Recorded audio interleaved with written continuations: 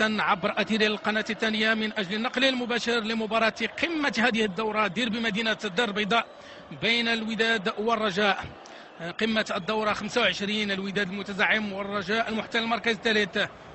لقاء يعني سيكون فرصة للفريقين من أجل إثبات الذات، فرصة للرجاء من أجل تدويب الفارق، وفرصة للوداد من أجل توسيع الفارق عن أقرب المطاردين. نعرف أن الصراع هو ثلاثي بين كل من الوداد الرجاء والدفاع الحسني الجديدي. الدفاع الحسني الجديدي منتصر على شباب الريف الحسيمي. امامكم مشاهدينا الافاضل تشكيله فريق الوداد الرياضي البيضاوي: زهير العروبي في حراسه المرمى، بقيه العناصر: نصير العطوشي، لاعب فال، ابراهيم النقاش، محمد أنجم، جيبور ويليام، وليد الكرتي، اشرف بن شرقي، انس لمربط، ثم صلاح الدين السعيدي العائد لاحضان الوداد بعد غياب بسبب الاصابه. احتياط فريق الوداد يتكون من بدر الدين بن عاشور، يوسف رباح، لاعب خضروف، فابريس اونضما، انس الاصبحي، اسماعيل الحداد، ثم فهد اكتاو. هذه مجموعه فريق الوداد الرياضي البيضاوي التي تخوض هذه المباراه امام الغريم التقليدي فريق الرجاء الرياضي البيضاوي.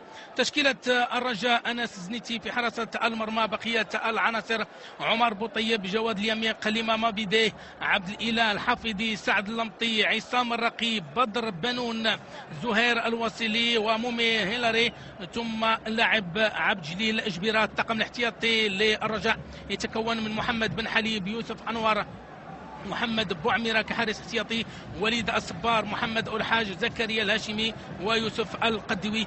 هذه تشكيلة فريق الرجاء الرياضي البيضاوي التي سيخوض بها هذه المباراة أمام الغريم التقليدي فريق الوداد الرياضي البيضاوي. كنتمناو أن الأمور تمشي في الاتجاه الصحيح، لأنها مباراة في كرة القدم، مباراة قمة هذه الدورة وقمة الدوري المغربي بين الرجاء والوداد، بين قطبي مدينة الدار البيضاء، ونتمناو أن الأمور تمشي في الاتجاه الصحيح، لأن الرابح الأكبر هي الروح الرياضية، الرابح الأكبر هي كرة القدم المغربية.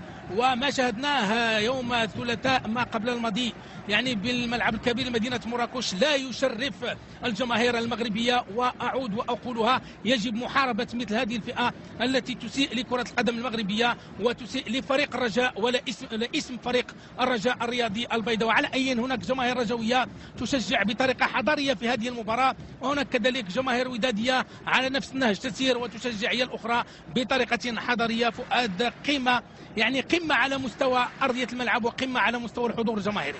بالفعل، وقمة حتى على مستوى الترتيب، لأنه فريق الوداد متصدر الدوري ب 51 نقطة، متبوعا بالرجاء ب 46 نقطة. كنظن بأنه الأحسن دفاع غيواجه أحسن هجوم اليوم، أحسن دفاع للرجاء غيواجه أحسن هجوم، وأحسن هداف في البطولة هو جيبور. كنظن بأنه فخير عودنا أن يؤمن المناطق المؤدية للهدف. عموتة له جرأة هجومية أكثر، وعموتة سيعيش أول ديربي ديالو في حياته في المشوار ديالو كمدرب. نتمنى أن نرى الأهداف، نتمنى أن نتجاوز التعادلات التي مرت بكثرة، 59 تعادل في 121 ديربي. كنظن بأنه خصنا نشوفوا أهداف وأهداف بكثرة، وعلى الرجاء أن تكون أو لا تكون في هذه المقابلة. أعتقد أن كل مدرب فؤاد يعني دخل بالتشكيلة الرسمية ديالو كيعتمد على أحسن ما لديه من عناصر في محاولة لإثبات الذات كما قلت، وفي محاولة لتأكيد الحضور، وفي محاولة لانتزاع النقاط الثلاث. فؤاد، بالفعل كنظن بأنه حتى النهج التكتيكي فهو يختلف من عند فاخر عموتة ربما يبحث دائما على التفوق العددي في الامام، يبحث عن اللمسه الاولى اتجاه لابروفوندور. فريق الرجاء وفاخر يؤمن الوسط، يجعل رجلي ارتكاز دائما في الوسط، الاعتماد على ملء الوسط والاعتماد على الحمله السريعه المرتده بالاحيان، ويمزجها في بعض الاحيان بالحمله المنظمه، وبالتالي سنرى نهجين مختلفين، ونتمنى دائما ان نرى الاهداف.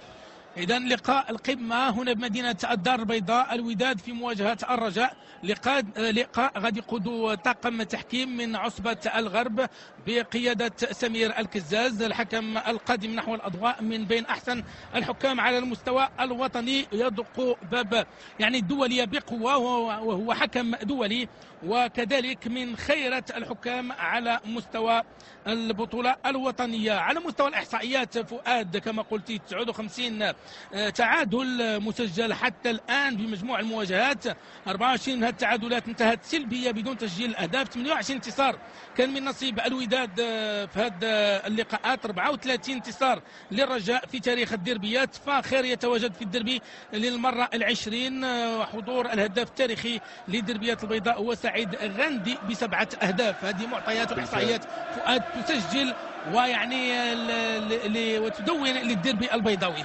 بالفعل، وهذا كيعطي نكهه خاصه لهذا الديربي، لانه ديربي كيبقى من الديربيات العالميه الممتازه، رغم اننا ما شاهدناش جوج ديربيات اللي مروا، شفنا واحد في طنجه وواحد في اكادير، فكان ديربي مغترب. الان كنشوفوا ديربي امام جماهير، وهذه الجماهيريه اللي تعطي الحماس، تعطي الحوافز الخارجيه للاعبين، وبالتالي نتمنى نشوفوا كما مستوى جيد.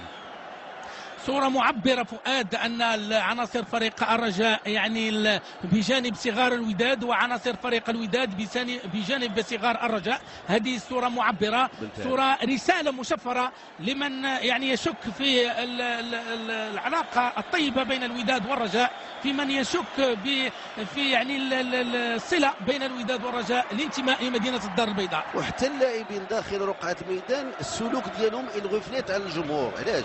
لأنه لا شافوا شنآن وتشنج داخل الملعب، وبالطبع في التالي غادي يكون الجمهور تا هو غيتبع اللاعبين. خص اللاعبين هما يعطيو المثال للجمهور، خص اللاعبين يبدلوا ما في وسعهم باش يبانوا بواحد السلوك اخلاقي داخل وتسامح، باش داك الشيء الغفلات على المدرجات ونشوفوا جو رياضي اللي كنا كنشوفوه في السابق. اذا الدربي رقم 122 بين الوداد والرجاء، اياب هذه البطوله الوطنيه الذهاب كان قد انتهى متعادلا بمدينه اكادير 0 لمثله، واليوم كل فريق يحتاج للنقاط الثلاث، الوداد من اجل توسيع الفارق والرجاء من اجل تدويب الفارق على اي معطيات ومعادلات ستلعب دورها في هذه المقابله. كل فريق وضع الحسابات ديالو، كل مدرب كذلك وضع الحسابات ديالو، وكل لاعب يعرف قيمة المباراة، يعرف قيمة النقاط الثلاث، يعرف قيمة الفوز في ديربي مدينة الدار البيضاء. الفوز له طعم لا بالنسبة للوداد ولا بالنسبة للرجاء فؤاد. بالفعل الفوز بالنسبة للوداد غادي يقربوا أكثر الفوز بدرع البطولة، والفوز ديال الرجاء كذلك غادي يخليه دائما في المطاردة، وغادي يخلي دائما البطولة في تشويق مستمر. كنظن بأنه الفوز يعني الفريقين، والتعادل ربما غادي يفيد شيئا ما الوداد، ولكن غادي يبقى بدون طعم بالنسبة لهذا الجمهور هذا الحاضر هنا. ونطلبوا من المخرج أنه يعطينا واحد اللافتة كيحملوها الصغار الوداد والرجاء: ما تقتلوش الكرة. هذا هو الشعار اللي جرت فيه المباراة ديال الأمس بين قدماء الرجاء وقدماء الوداد، الشعار اللي كان من أجل يعني محاربة العنف، من أجل يعني اللعب للروح الرياضية، والرابح الأكبر يبقى هي كرة القدم المغربية، والرابح الأكبر كذلك هو الجمهور من أجل الاستمتاع بمباراة في المستوى، من أجل الاستمتاع بالصور جيدة على مستوى كرة القدم. نعرف قيمة الرجاء، نعرف قيمة الوداد، أحسن العناصر الوطنية موجودة هنا في الرجاء والوداد، فقط ننتظر لقاء من العيار الثقيل، لقاء من المستوى الجيد يؤرخ للقاءات الرجاء والوداد على مستوى الديربيات. بالفعل نتمنى نشوفوا مستوى جيد، نشوفوا حملات من هنا وهناك، نشوفوا تبادل المحاولات ديال التسجيل، نشوفوا ايقاع مرتفع، نشوفوا نسبة امتلاك الكرة ربما كيجيدها بتقنيات عالية كما تعودنا فريق الرجاء والوداد، وبالتالي يعطونا طابق فرجوي ممتع.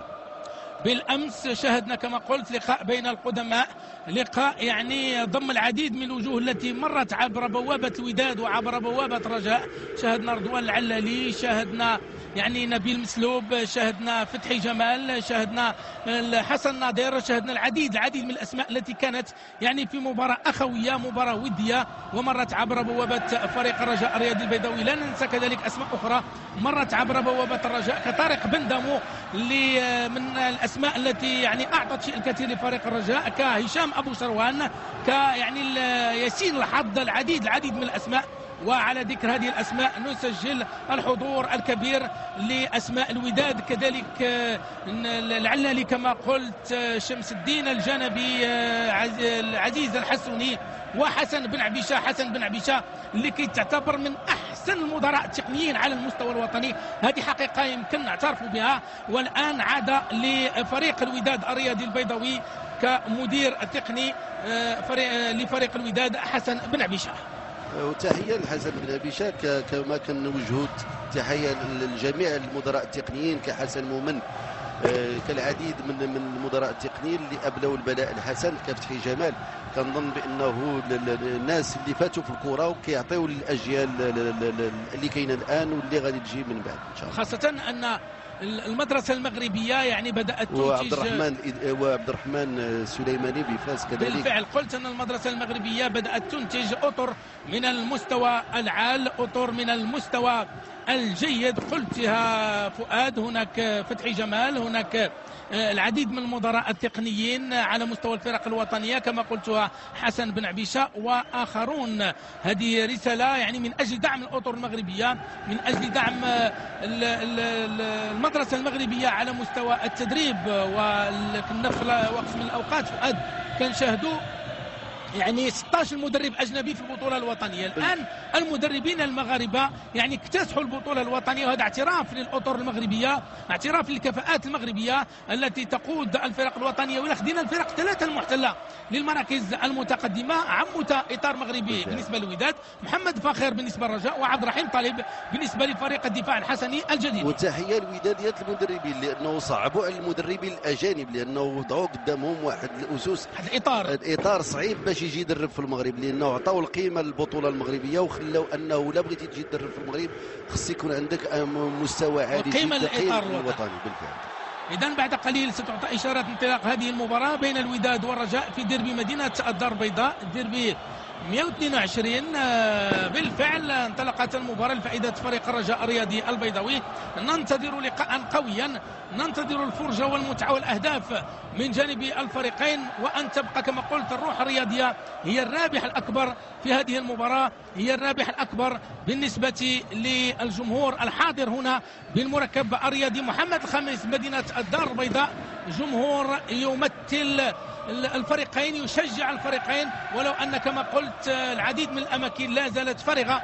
والدير بمدينة الدار البيضاء نتمنى أن يفي بوعده، نتمنى أن يكون في المستوى المطلوب وأن يعطي ما ينتظر منه. الكرة في وسط الميدان وكل فريق يبحث عن ثغرة، يبحث عن يعني المنفذ لبلوغ مرمى الخصم. مرحلة جس النبض بالنسبة للفريقين. هذا جيبور في حملة ودادية، جيبور والحكم ما كيقولش خطأ، كان تدخل عصام الرقي اللي ضاعت منه الكرة، لكن دارك الموقف بعد الانسلال ديال جيبور. على أي نتمنى كما قلت أنا نشاهد مباراة من المستوى الجيد بين قطبي كرة القدم المغربية، نادي الوداد الرياضي البيضاوي ونادي الرجاء الرياضي البيضاوي، جوج ديال الفرق اللي عندهم يعني سمعة كبيرة على المستوى القاري وكذلك على المستوى العالمي. يكفي ذكر الرجاء والوداد على المستوى القاري وكذلك على المستوى العالمي، لأن شاهدنا ما قام به فريق الرجاء في كأس العالم للأندية، وكذلك ما قامت به الكرة المغربية على مستوى مختلف الواجهات. على أي هذا لقاء ديربي من العيار ثقيل بين الوداد والرجاء، كل فريق يبحث عن المنفذ لبلوغ مرمى الخصم، يبحث عن نقاط الثلاثة الرجاء والوداد. الفريقين منذ الوهله الاولى كيتضح بانه كيلعبوا بجوجهم ب4-5-1. الاختلاف اللي كاين ما بين فخير وما بين عموته هو انه عموته يعتمد على رجل ارتكاز واحد هو النقاش، وامامه السعيدي والقرتي في الوسط، وبالنسبه للفخير كيعتمد على مابيدي والراقي كوسط ميدان دفاعي، وامامهم اللبطي. كنظن بانه هذا هو الاختلاف ديال 4-5-1 ديال الفخير و4-5-1 ديال عموته. فؤاد غير 4-5-1 ما عرفش واش تعطي الاكل ديالها في البطوله المغربيه كاطار يمكن يعتمد عليه في تكتيك الفرق الوطنيه. وهذا النهج هذا هو اللي كيعتمدوه الان في البطوله المغربيه ديال 4-5-1، يسعى الى تقليص المساحات بين اللاعبين، ووضع الخصم تحت الضغط مع تقويه الوسط ومحور الهدف. هذا هو المبتغى ديال 4-5-1. ولكن كما كنرجع دائما لانيماسيون والتنشيط الهجومي هو اللي كينقص 4-5-1 في البطوله المغربيه. رجلي الاطراف غالبا ما يؤازرون الدفاع، ينسون الادوار الهجوميه والامدادات الجانبيه، وهذا ما يؤثر حتى اللاعب المحوري دائما كيدخل في الادوار الدفاعيه وكيخلي ديك اللمسه الاخيره كتغيب في البطوله المغربيه. هذه ركنيه لفائده فريق الرجاء الرياضي البيضاوي. تسديده قويه من اللاعب الواصلي، مرت على اثرها الكره محاذيه لمرمى الحارس العروبي.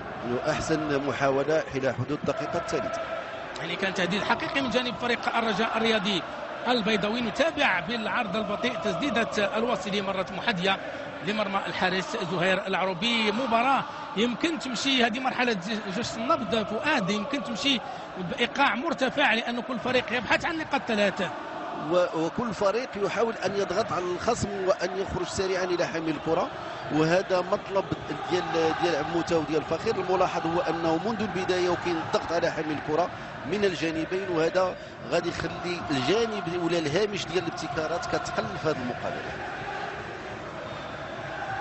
تماسي فائدة فريق الوداد كي تلعب عن دفاع فريق الرجاء الرياضي البيضاوي في اتجاه زنيتي، اللاعب اليميق زنيتي لبنون.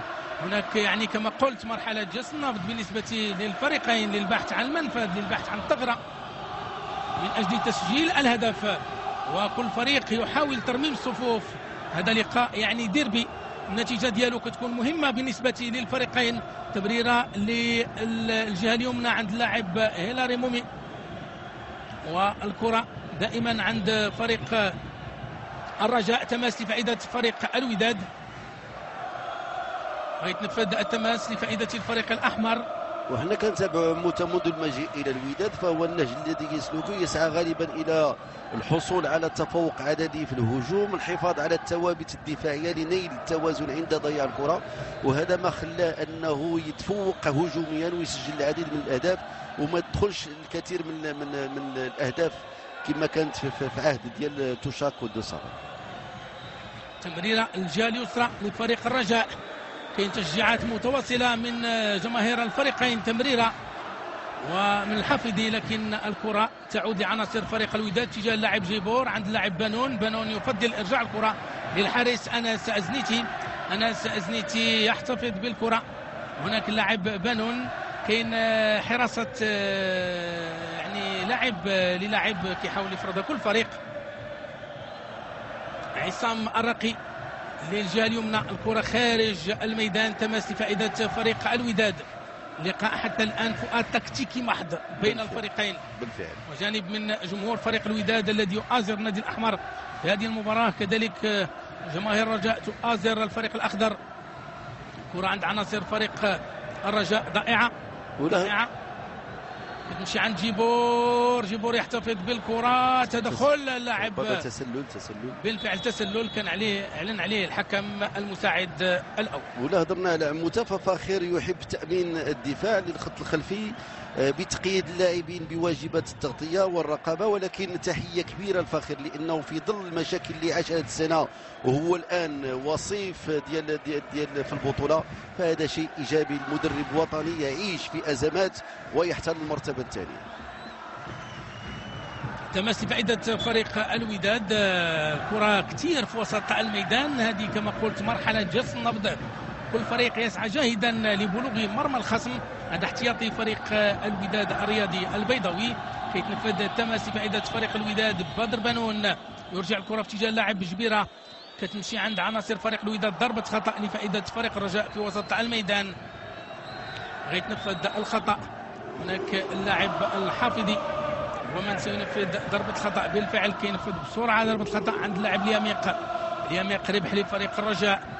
تمريرة طويلة فقط، لاعب فال يبعد الكرة. تدخل عناصر فريق الوداد. ضربة خطأ في وسط ميدان لفائدة فريق الوداد الرياضي البيضاوي. ولكن واحد الملاحظه عندي في هذه المقابله ككل، فهو كاين انقراض ذوي الرجل اليسرى. فالوداد كتعتمد الله على واحد بالرجل اليسرى هو المرابط، وفريق الرجاء كتعتمد الله على لاعب بالرجل اليسرى هو جبيره، وبالتالي فهناك انقراض ذوي الرجل اليسرى. في السابق كنا نشوفوا زحيتا، نيتو علي، سعيد، الكثير من الاسماء في الوداد. في الرجاء كذلك كنا كنشوفوا الكثير من هذه الميزه، ولكن اليوم للاسف هي انقرضت الرجل اليسرى او ذوي الرجل اليسرى في مقابلات مثل هذه.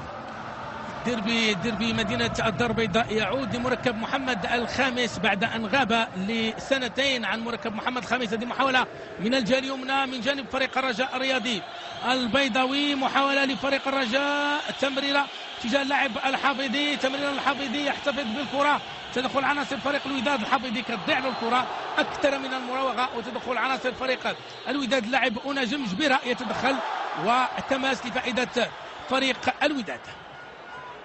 تماس لفائدة فريق الوداد الرياضي البيضاوي. المباراة تتحرك فؤاد، وكل فريق كيحاول يعني في أقرب وقت أنه يوصل لشباك الخصم. ويليام جيبور عند نصير يحتفظ بالكرة، يمرر لوسط الميدان عند لاعب صلاح الدين السعيدي. نصير يمرر للجهة اليسرى لفريق الوداد خارج الميدان، ضربة مرمى لفريق الرجاء. 4-5-1 بور اونكادغي لي زون سونترال والحد من ابتكارات الخصم، وهذا هو عنوان ديال فخير وديال عموته في هذا اللقاء.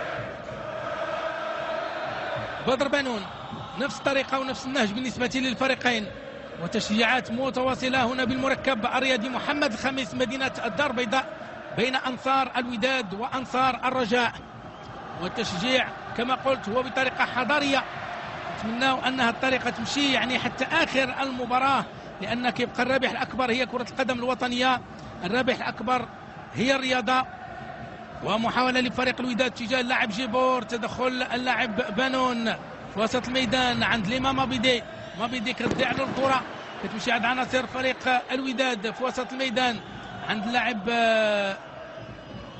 جيبور، كتضيع له، خطأ لفائدة اللاعب اليميق، وهذا الحكم السيد الكزاز حكم هذه المباراة عصام الراقي للواصلي.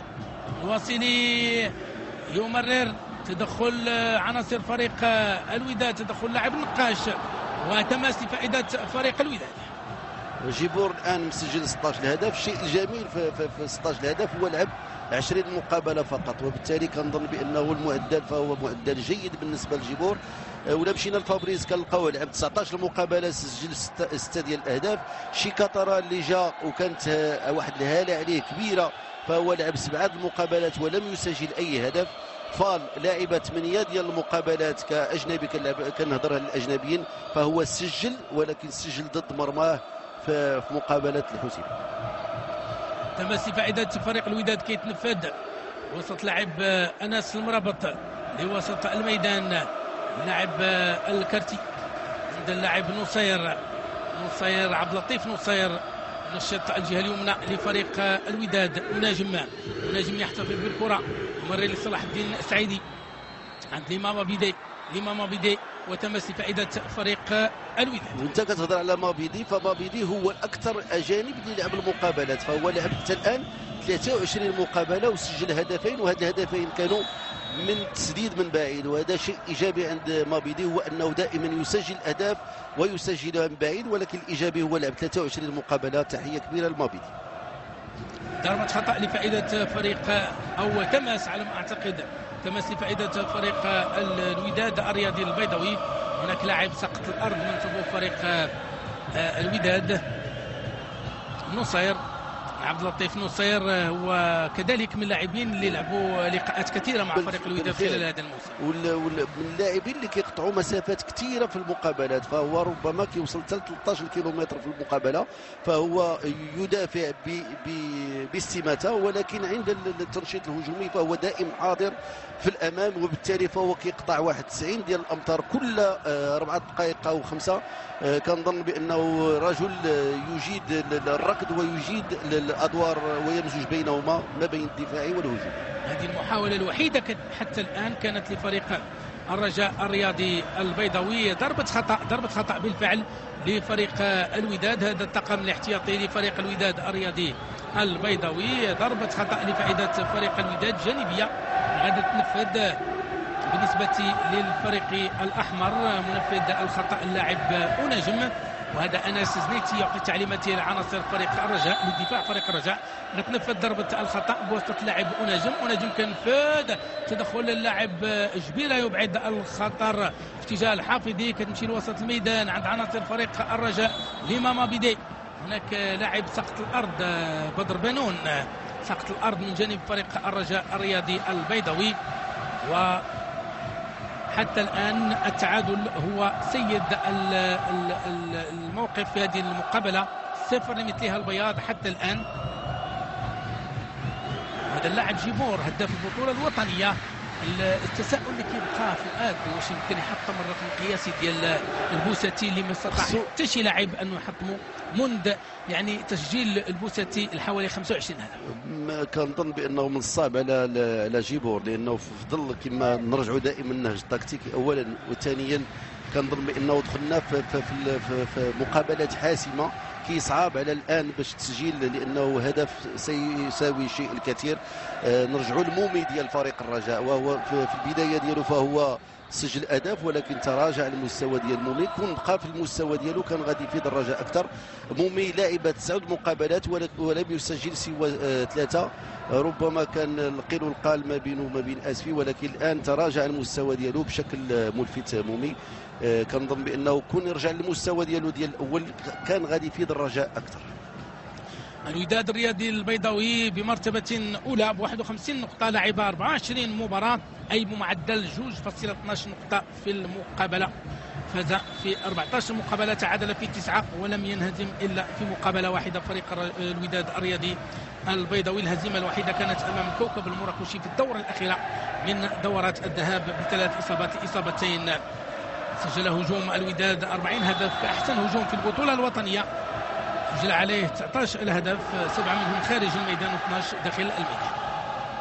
ونرجعوا للهداف ديال فريق الرجاء، فهو اللاعب الراقي اللي سجل 6 اهداف منهم ضربات الجزاء. فربما انه فريق الرجاء كان يعاني على مستوى متمم العمليات، على مستوى النوم دو فيكساسيون، على مستوى راس حربه.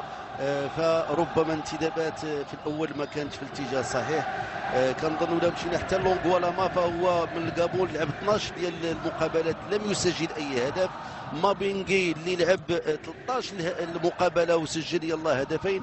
هذا كله كيعني بانه رؤوس الحربة لم يفيدوا فخير في اي شيء داخل هذه البطوله.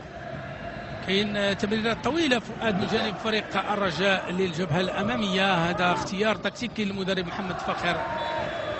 ربما تكدس اللاعبين ديال فريق الوداد على مستوى الوسط خلى انه اللاعبين يفكروا يتجاوزوا الوسط مباشره الى الهجوم والمباغته ديال الفريق. وضربه خطا لفائده فريق الرجاء الرياضي البيضاوي قريبه من معترك عمليات فريق حتى لا بوسيسيون دو بال. فبالنسبه لفريق الرجاء فهو متقدم على فريق الوداد، ولكن هذه لا بوسيسيون دو بال كتبقى عقيمه في ظل انها كتواجد اما في الدفاع او في الوسط. ما كاينش فرص حقيقيه للتسجيل باستثناء الفرصه الوحيده اللي كانت اللاعب الواصلي. ضربه خطا لفائده فريق الرجاء. عصام الرقي كاين فد بعيده كتمشي عند اللاعب الحافظي من الجهه اليسرى. الحافظي ومرر للاعب الواصلي يسدد. تدخل دفاع فريق الوداد يبعد الخطر عند اللاعب بدر بنون في اتجاه اللاعب الحافظي، ما كاينش تسلل.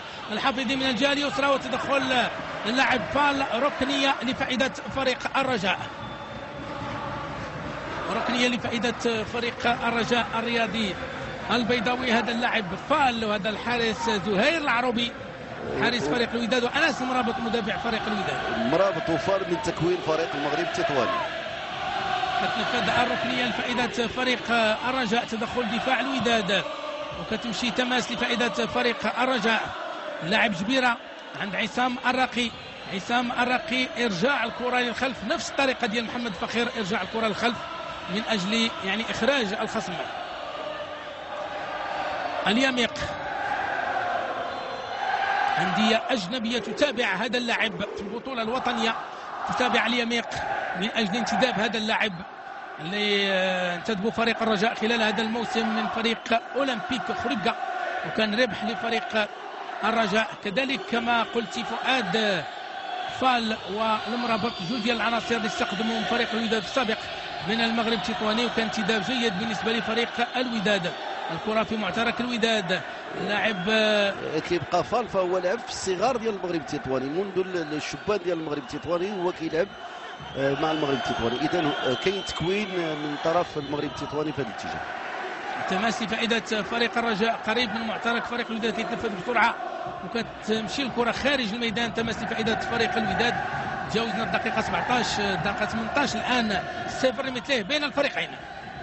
كرة القدم هي حالتين، حالة امتلاك الكرة وحالة فقدانها، الفريقين جوج ربما يجيدان التعامل مع فقدان الكرة لأنه الرجوع الدفاعي ممتاز، ولكن لا يجيدان التعامل مع الأدوار الهجومية حتى الآن. عدم الفعالية الهجومية، عدم الوصول، عدم المحاولات، وبالتالي كنظن بأنه الحالة ديال امتلاك الكرة تخون الفريقين.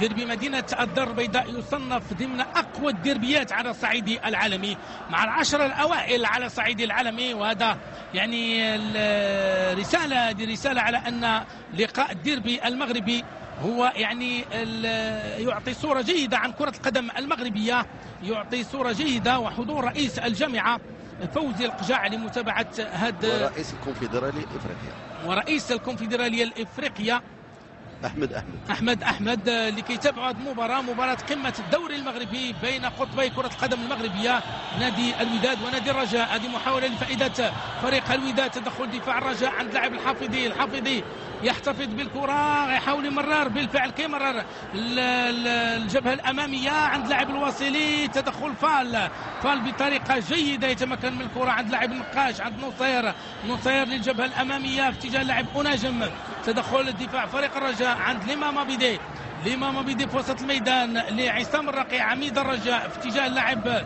جبيرة الجبهة الأمامية عند لاعب هيلاري أمامه اللاعب فال. وتماس فائدة فريق الرجاء. فاخر يعرف بأنه يبحث دائما عن التفوق العددي في الأمام، لهذا كيبغي يستغل لو ديزيكيليبر ديفونسيف بالكرات الطويلة. كذلك حضور مدرب المنتخب الوطني المغربي سيد اغبي غوناغ. هذا اللقاء يستقطب باهتمام فعاليات كرة القدم الوطنية رئيس الجامعة، وكذلك فعاليات إفريقيا رئيس الكونفدرالية الإفريقية لكرة القدم الملغاشي أحمد ومدرب المنتخب الوطني المغربي سيد أغبي غوناغ. لقاء من العيار ثقيل بين كما قلت قطبي كرة القدم المغربية نادي الوداد ونادي الرجاء. تمرير الجهة اليمنى، هناك اللاعب جبيرة فقط عند لاعب أوناجم في محاولة المرور، يمرر كتمشي عند الحافظي وضربة خطأ لفائدة فريق الوداد قريبا من معترك العمليات. الحكم السيد سمير الكزاز اللي كان قريب من العملية يعلن عن ضربة خطأ. هنا غنرجع كون كانت في داخل مربع العمليات واش غتكون ضربة جزاء ولا لا؟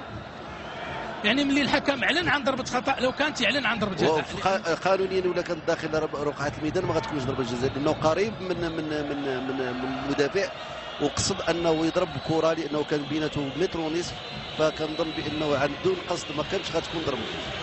والحكم اللي كان قريب من العمليه يعلن عن ضربه خطا لفائده فريق الوداد.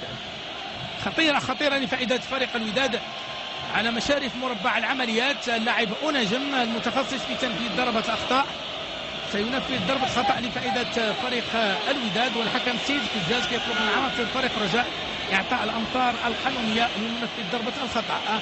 اللاعب أوناجم اللي استقطبه فريق الوداد من شباب أطلس فنفرة، كذلك هو ربح كبير لفريق الوداد وانتداب موفق للفريق الأحمر. وحاول من الجهة اليمنى ضربة خطأ لفائدة فريق الوداد، هذا تنفذ. هناك اللاعب أوناجم في التنفيذ، الحكم كيعطي الإشارة ديال التنفيذ. أوناجم كينفذ، تدخل دفاع فريق الرجاء يبعد الخطر، تعود للاعب أوناجم. هناك اللاعب جبيرة وركنية لفائدة فريق الوداد. وركنية لفائدة فريق الوداد. هذا اللاعب أوناجم مسجل الهدف الثاني في اللقاء ديال الدورة الماضية أمام شباب قصبة تادلة. تابع العملية التي أعطت ركنية لفائدة فريق الوداد، وكل العناصر الرجاوية هي في معترك فريق الرجاء باستثناء اللاعب الواصلي اللي كاين في الجبهة الأمامية. تنفذ الركنية، وناجم كينفذ خطيرة، والحكم يتدخل ليعلن عن ضربة مرمى لفائدة فريق الرجاء. الكرة خرجت خارج الميدان بعد تنفيذ الركنية. كاين حوافز خارجية مهمة عند الجمهور، تحية كبيرة لنادي الرجاء والوداد، وكنتأسفوا على بعض الفروق اللي عندها جماهير كبيرة كالكاك لانه النادي القنيطري من احسن الجماهير اللي كاينه في المغرب، جمهور نموذجي ولكن كيضيع في الفريق ديالو حتى الصف الاخير. من بين الحوافز كذلك قدوم العديد من الوكلاء ديال اللاعبين لمتابعه عناصر الفريقين في محاوله لانتداب الاحسن للفرق الاجنبيه. لاعب جبيره عند الحافظي يكثر من المراوغه، كترجع عند اللاعب جبيره تجاه اللاعب بنون لانس ازنيتي عند لياميق لانس مره اخرى يحتفظ بالكره عند اللاعب بنون كاين لاحظ ان عناصر الوداد يعني كتمشي لاعب بالفعل حراسه لصيقه، الضغط بالتناوب على حامل الكره بتغطيه متبادله لا في الدفاع ولا في الوسط ولا حتى على مستوى الهجوم، شيء جميل في كره القدم الحديثه. وتسلل اللاعب جيبور. ومني كنهضر على امتلاك الكره، فالمطلوب في حاله امتلاك الكره هو الانتشار الجيد، التقدم للامام، عدم ضياع الكره بسرعه، هو ما كيحصلش الان كثير في هذه المقابله. اليميق للجبهه الاماميه، واعتقد ان هيلاري كان في وضعيه تسلل لاعب فريق الرجاء الرياضي البيضاوي. لاعب فال طويله فقط في يد الحارس انس ازنيتي. ولا رحتي معايا فالنقاش لي وحده في رجل ارتكاز في الوداد، ولا مشيتي للجهه الاخرى فكتلقى ما بينه هو والرقي. هذا هو الاختلاف اللي كاين ما بين النهج ديال فخير والنهج ديال عموته، هو انه الاعتماد على رجل ارتكاز واحد في الوداد ورجلي ارتكاز في الرجاء هو الرقي وما بينه. الياميق لبوطيب عند الوصيلي في اتجاه الياميق، تدخل دفاع فريق الوداد لاعب المرابط للتماس لفائده فريق الرجاء. ولا لاحظتي معايا لا الوداد ولا الرجاء عدم المشاركه الهجوميه ديال الاظهره ديال الوداد ولا الرجاء، لا جبيره ولا كذلك نصير ولا المرابط ولا بوطيب، فهم كلهم ما كيعطيوش حلول اضافيه في الامام، وهذا ما كيخليناش نشوفوا محاوله التسجيل انه 4-5-1 ضروري، من الاولويات من لي ديال هذا النهج هو انه ضروري من الاظهره تساند الهجوم في التنشيط الهجومي. وهذا اللي قلناه غيكون لقاء تكتيكي محض، لان حتى الان ما كنشوفوش يعني الهجومات، ما كنشوفوش يعني المحاولات من الطرفين، هناك فقط اقتصار الكره على وسط الميدان، وهذا كيغيب الفرجه على الجمهور. نصير في محاولة ودادية عند سعيدي يمرر لوسط الميدان، لاعب الكارتي في اتجاه جيبور يحتفظ بالكرة للجهة اليسرى، يمرر تدخل دفاع فريق الرجاء دائما خطيرة لفائدة فريق الوداد، معترك فريق الرجاء الرياضي البيضاوي عصام الرقي، والحكم يتدخل ليعلن عن خطأ لفائدة عصام الرقي. هذا اللاعب بن الشرقي، وهذا عصام الرقي بن شرقي قادم من فريق المغرب الفاسي، هو الاخر ربح كبير لفريق الوداد. عند بدر بنون في اتجاه اللاعب جبيره اللي استقطبوا فريق الرجاء من الكوكب المراكشي، فال وتسلل. ونداء لاصحاب التكوين ان يكونوا لاعبين ذوي الرجل اليسرى، لانه كاين انقراض على مستوى هذه الجهه في البطوله المغربيه ككل. الا مشيتي لاي فريق كتلقى يلاه واحد، وشي بعض المرات كتلقى فريق ما عنده حتى لاعب كيلعب بالرجل اليسرى، وهذا ما كيعطي عدم توازن للفريق، لا على مستوى التغطيه في الارتكاز، لا على مستوى التنشيط الهجومي بالرجل اليسرى، وكذلك على مستوى القتل البعيد. ونجم في حمله وداديه، ونجم يمرر تدخل يميق يبعد الخطر عند اللاعب اللمطي، كانت محاولة خطيرة لفريق الوداد ودفاع الرجاء يبعد الخطر. تسديدة مرة أخرى دفاع الرجاء يبعد الخطر، دائما الوداد يبحث عن المنفذ أمام إصرار رجوي على صد هذه المحاولات. ونجم يسدد، ودفاع الرجاء مرة أخرى يبعد الخطر إلى وسط الميدان عند النقاش. لا بوسيسيون دو بال، فهي طلعت شيء أنما الفريق الوداد في الآونة الأخيرة. ومحاولة لفريق الوداد تدخل دفاع فريق الرجاء عند اللاعب بدر بنون يرسل الكرة خارج الميدان، تماس لفائدة فريق الوداد. نصير هذه يلعب تماس للاعب صلاح الدين السعيدي عند نصير. ولا لاحظت معايا من 37 هنا طلعت 42 بالنسبه لفريق الوداد بنسبه امتلاك الكره. 58% لفريق الرجاء، 42% لفريق الوداد. كان 63 مقابل 37. هذا المدرب بالحسين عموته مدرب فريق الوداد، لاعب سابق لاتحاد الخميسات وللفتح الرباطي، درب كذلك اتحاد الخميسات، درب الفتح وانتقل للخليج العربي. واللي ما عندوش فرصه شاف عموته، كان سريع وسريع بالمهاجمين صراع، كان يجيد توغل من وسط الميدان الى الهجوم. لعب جميع المراكز ديال الهجوم، قلب هجوم، جناح ايمن، جناح ايسر، وبالتالي كان لاعب نفاته بما في الكلمه من بدر بنون. اليميق يحتفظ بالكره للاعب مابيدي عند الحارس انس زنيتي. حتى الان هو لقاء تكتيكي فؤاد، كاينش فرص حقيقيه للتسجيل، فرصه او فرصتين. كاين جس النبض، ولكن جس النبض مع التحفظ في التنشيط الهجومي، خصوصا من طرف الاظهره ومن وسط الميدان الدفاعي لكي ازر الهجوم من الوراء.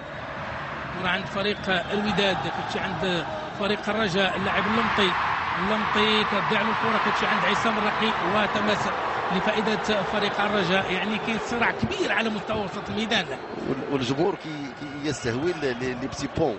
فكنظن ايامات الصديقي وايامات مساليك ما بقيناش نشوفوا هاد القنطرات الصغيره. تمريره ضائعه من اللاعب اليميق. هذه محاوله لفريق الوداد، خطيره، كانت محاوله خطيره لفريق الوداد. يعني خطأ في التمرير لليميق كاد أن يؤدي ثمنه غاليا. جيبور يسدد وتدخل دفاع الرجاوي يبعد الخطر إلى الركنية لفائدة فريق الوداد. وكنعرفوا جيبور جوور اوبورتينيست، ولا عطيتيه جزء من الثانية فهو غيستغلها ويسجل هذا. ركنية لفائدة فريق الوداد، تساوي على مستوى الركنية، جوج للرجاء وجوج للوداد. غتنفذ بواسطة لاعب أناجم غادي ينفذ الركنية لفريق الوداد. كاين فوت خطيرة، هدف أول لفريق الوداد، مسجل هدف اللاعب العطوشي. الشباك تهتز بالمركب الرياضي محمد الخميس، وهدف أول لفريق الوداد.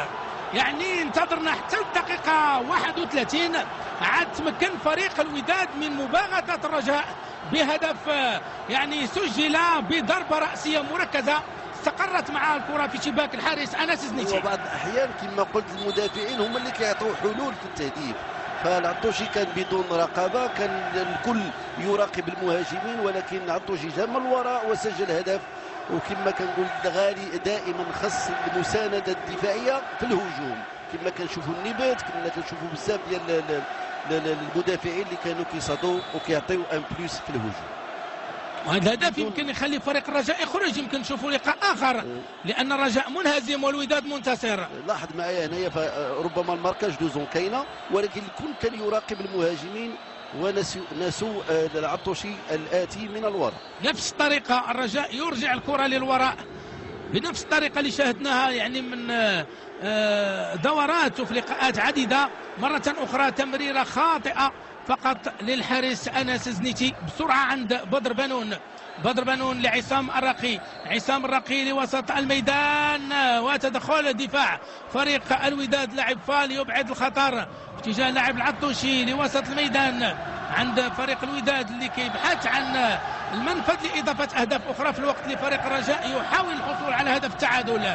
على أي هدف سجل بالمركب الرياضي محمد الخميس سيحرك مجريات المباراة وسيعطينا لقاء آخر. الوداد حتى الآن 3 نقاط إذا احتسبنا الانتصار، ولو أن المباراة لا تنتهي إلا بصفيرة نهاية.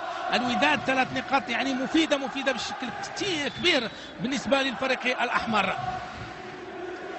وغالبا ما يسمي البعض بأنه هذه الكرات الثابتة بجزئيات بسيطة، فأنا كنشوف بأنه داخله في لعبة كرة القدم في الاستراتيجي في التدريب، وبالتالي الجزئيات الصغيرة لا تدخل في نطاق الكرات الثابتة. هذه محاولة لفريق الوداد الذي يبحث عن هدف آخر. بنون يحتفظ بالكرة لوسط الميدان عند عصام الرقي في اتجاه اللاعب جبيرة من الجهة اليسرى، فتمشي عند اللاعب النقاش في صراع مع اللاعب جبيره كتجي عند اللمطي في اتجاه اللاعب الحافظي يمرر للجهه اليسرى عند اللاعب الواصلي. محاوله من الجهه اليمنى لفريق الرجاء، محاوله بواسطه اللاعب الواصلي وضربه خطا لفائده فريق الرجاء قريبا من معترك العمليات. حتى تسجل الهدف على الرجاء شفنا جبيره طلع باش يساند الهجوم، وهذا هو العيب في اتجاه تنشيط الهجوم. وضربة خطأ لفائدة فريق الرجاء قريبا من معترك العمليات. المحاولة التي أعطت ضربة الخطأ الحكم السيد الكزاز كان قريب من العملية، يعلن عن ضربة خطأ لفائدة فريق الرجاء. 6 ديال الأخطاء للوداد مقابل 5 لفريق الرجاء. غتنفذ ضربة الخطأ، هناك اللاعب عصام الرقي هو من سينفذ ضربة خطأ لفريق الرجاء. هذا الحارس زهير العروبي، حارس زهير العروبي يعطي التعليمات لدفاع فريق الوداد من أجل الحاجز الدفاعي. كان حارس نادي القنيطري والدفاع الجديد. البداية كانت من مدينة الرباط في فرق الهواد. ضربة خطأ لفائدة فريق الرجاء عصام الرقي. حكم سيد الكزاز كيطلب دائما من دفاع الوداد اعطاء الامتار القانونيه للاعب عصام الرقي. الكزاز يعلن عصام الرقي يسدد. محاوله لفريق الرجاء، تدخل دفاع فريق الوداد اللي بطل مفعول هذا المحاوله، والحكم يتدخل ليعلن عن خطا لفائده فريق الوداد. والهدف اشعل لهيب المقابله. غيتنفذ الخطا. تابع العملية التي أعلن من خلالها الحكم سيد الكزاز عن ضربة خطأ لفائدة فريق الوداد. يتنفذ الخطأ بالفعل. كيتنفذ يطلب الحكم إعادة تنفيذ ضربة الخطأ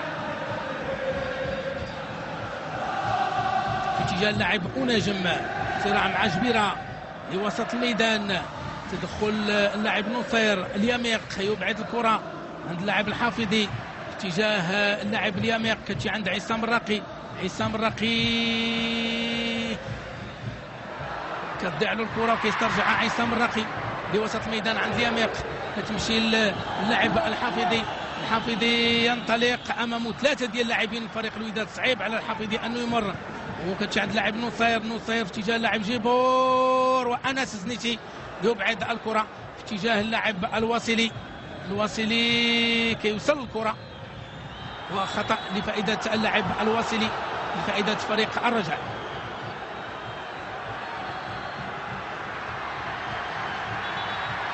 هذا جانب من جمهور الذي يتابع هذه المباراة.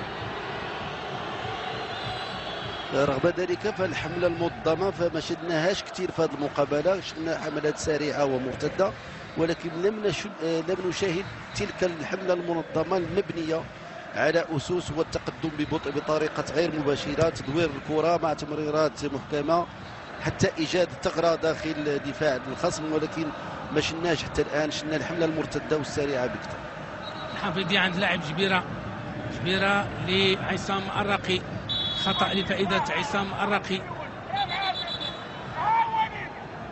خطأ لفائدة عصام الرقي. والحكم سيد الكزاز يتدخل لتهدئة الأوضاع، ولو أنه ما كانش شنآن بين عصام الرقي وصلاح الدين السعيدي. الحكم أعلن عن خطأ، والرقي ينفذ الخطأ للاعب جبيرة في اتجاه اللاعب الحافظي. ضربة خطأ لفائدة فريق الوداد، لأن الحافظي كان احتج على الحكم بأنه كاين خطأ، لكن الحكم شاف أن ضربة خطأ لفائدة فريق الوداد. في هذه المقابلات يجب ديك لا جيستيون ديال الفرستراسيون ليموسيون، تدبير العواطف والإحباط، لأنه العواطف بالنسبة للوداد لأنه منتصر، وتدبير الإحباط للرجاء لأنه مستقبل الهدف حتى ما يدخلوش في شنآن وفي النرفزة وعدم التركيز. 37 دقيقة مرت حتى الآن، تفوق لفائدة فريق الوداد بهدف ل0. هدف لاعب العطوشي في مرمى الرجاء. التماس لفائدة فريق الرجاء، جبيرة هو من سينفذ التماس لفريق الرجاء. جبيرة كينفذ التماس اتجاه اللاعب اللمطي، تدخل لاعب نصير وتماس مرة أخرى لفريق الرجاء. رغم ذلك ففريق الرجاء فهو قايم بموسم نموذجي نظرا للمشاكل اللي عاشها، نظرا لبعض العراقيل اللي عرفت المسيره ديال الفريق، فربما كتبقى مسيره نموذجيه بحكم المشاكل اللي عاشها هذه السنه. والعطوشي يفضل اخراج الكره للتماس لفريق الرجاء. بوطيب ينفذ عند مابيدي. بوطيب مرة أخرى نفس النهج تكتيكي، إرجاع الكرة للوراء لبناء العمليات، ولكن العمليات ما كتبداش على طرق سليمة. ربما حتى ذاك المساعدة ديال حامل الكرة ما كايناش في هذه المقابلة بالنسبة للرجاء. مومي لاحظ معايا فهو ستاتيك بزاف، فهو ما كيطلبش الكرة وراء الظهر، دائما واقف، وبالتالي الحلول الهجومية كتنعدم عند الرجاء في هذه الأوقات. هذه محاولة كانت لفريق الرجاء، لكن دفاع الوداد في المكان المناسب أبعد الكرة إلى الركنية لفائدة فريق الرجاء. هذا اللاعب فال قطب دفاع فريق الوداد. تنفذ الركنية لفائدة الرجاء، كتنفذ الركنية كانت خطيرة، لكن الحارس العروبي في المكان المناسب. كرة عند الحارس العروبي. نتابع مرة أخرى العملية التي أتيحت لفريق الرجاء، والحارس العروبي في المكان المناسب. العروبي لوسط الميدان في اتجاه اللاعب أناجم، خطأ لفائدة اللاعب جبيرة. حكم أعلن عن خطأ لفائدة جبيرة ويعطي إنذار شفوي للاعب أناجم. ربما ما سمعش الصفيرة ديال الحكم في اتجاه بدر بنون. بدر بنون لليما مابيدي. ليما مابيدي للجهة اليمنى للاعب بوطيب. كتضيع اللاعب بوطيب، كتمشي عند عناصر فريق الوداد. تدخل الواسلي عند ليما مابيدي. ضربة خطأ لفائدة ليما مابيدي في وسط الميدان. اليميق لجبيرة من الجهة اليسرى اتجاه الحافظي. تدخل اللاعب نصير وتماس لفائدة فريق الرجاء. ويتنفذ التماس بوسط لاعب جبيرة عند الحافظي. تماس مرة أخرى لفريق الرجاء. كاين يعني تواجد مكثف لعناصر فريق الوداد على مستوى الجبهة الدفاعية. اللمطي للحافظي. تماس لفريق الرجاء. اللاعب جبيرة. جبيرة في اتجاه اللاعب مومي، وركنية لفائدة فريق الرجاء. مومي وحركية قليلة على مستوى الهجوم، ربما تلقى ولا دخول يكون نويزيبل بالنسبة للمدافعين ديال الفريق. تنفذ الركنية لفريق الرجاء، كتنفذ تدخل دفاع فريق الوداد. تسديدة قوية، كرة محاذية لمرمى الحارس العروبي. كانت تسديدة قوية بالنسبة للاعب زهير الواسلي خارج الميدان. ضربة مرمى لفائدة فريق الوداد. بالإعادة نتابع العملية لفريق الرجاء من زاوية أخرى. تسديدة شات محاذية لمرمى الحارس زهير العروبي. عند العناصر الودادية أنس مرابط. أنس مرابط في اتجاه اللاعب جيبور. جيبور يحتفظ بالكرة، كتضيع له، وخطأ لفائدة فريق الرجاء. اللاعب ليما مابيدي. عصام الراقي في اتجاه بدر بنون.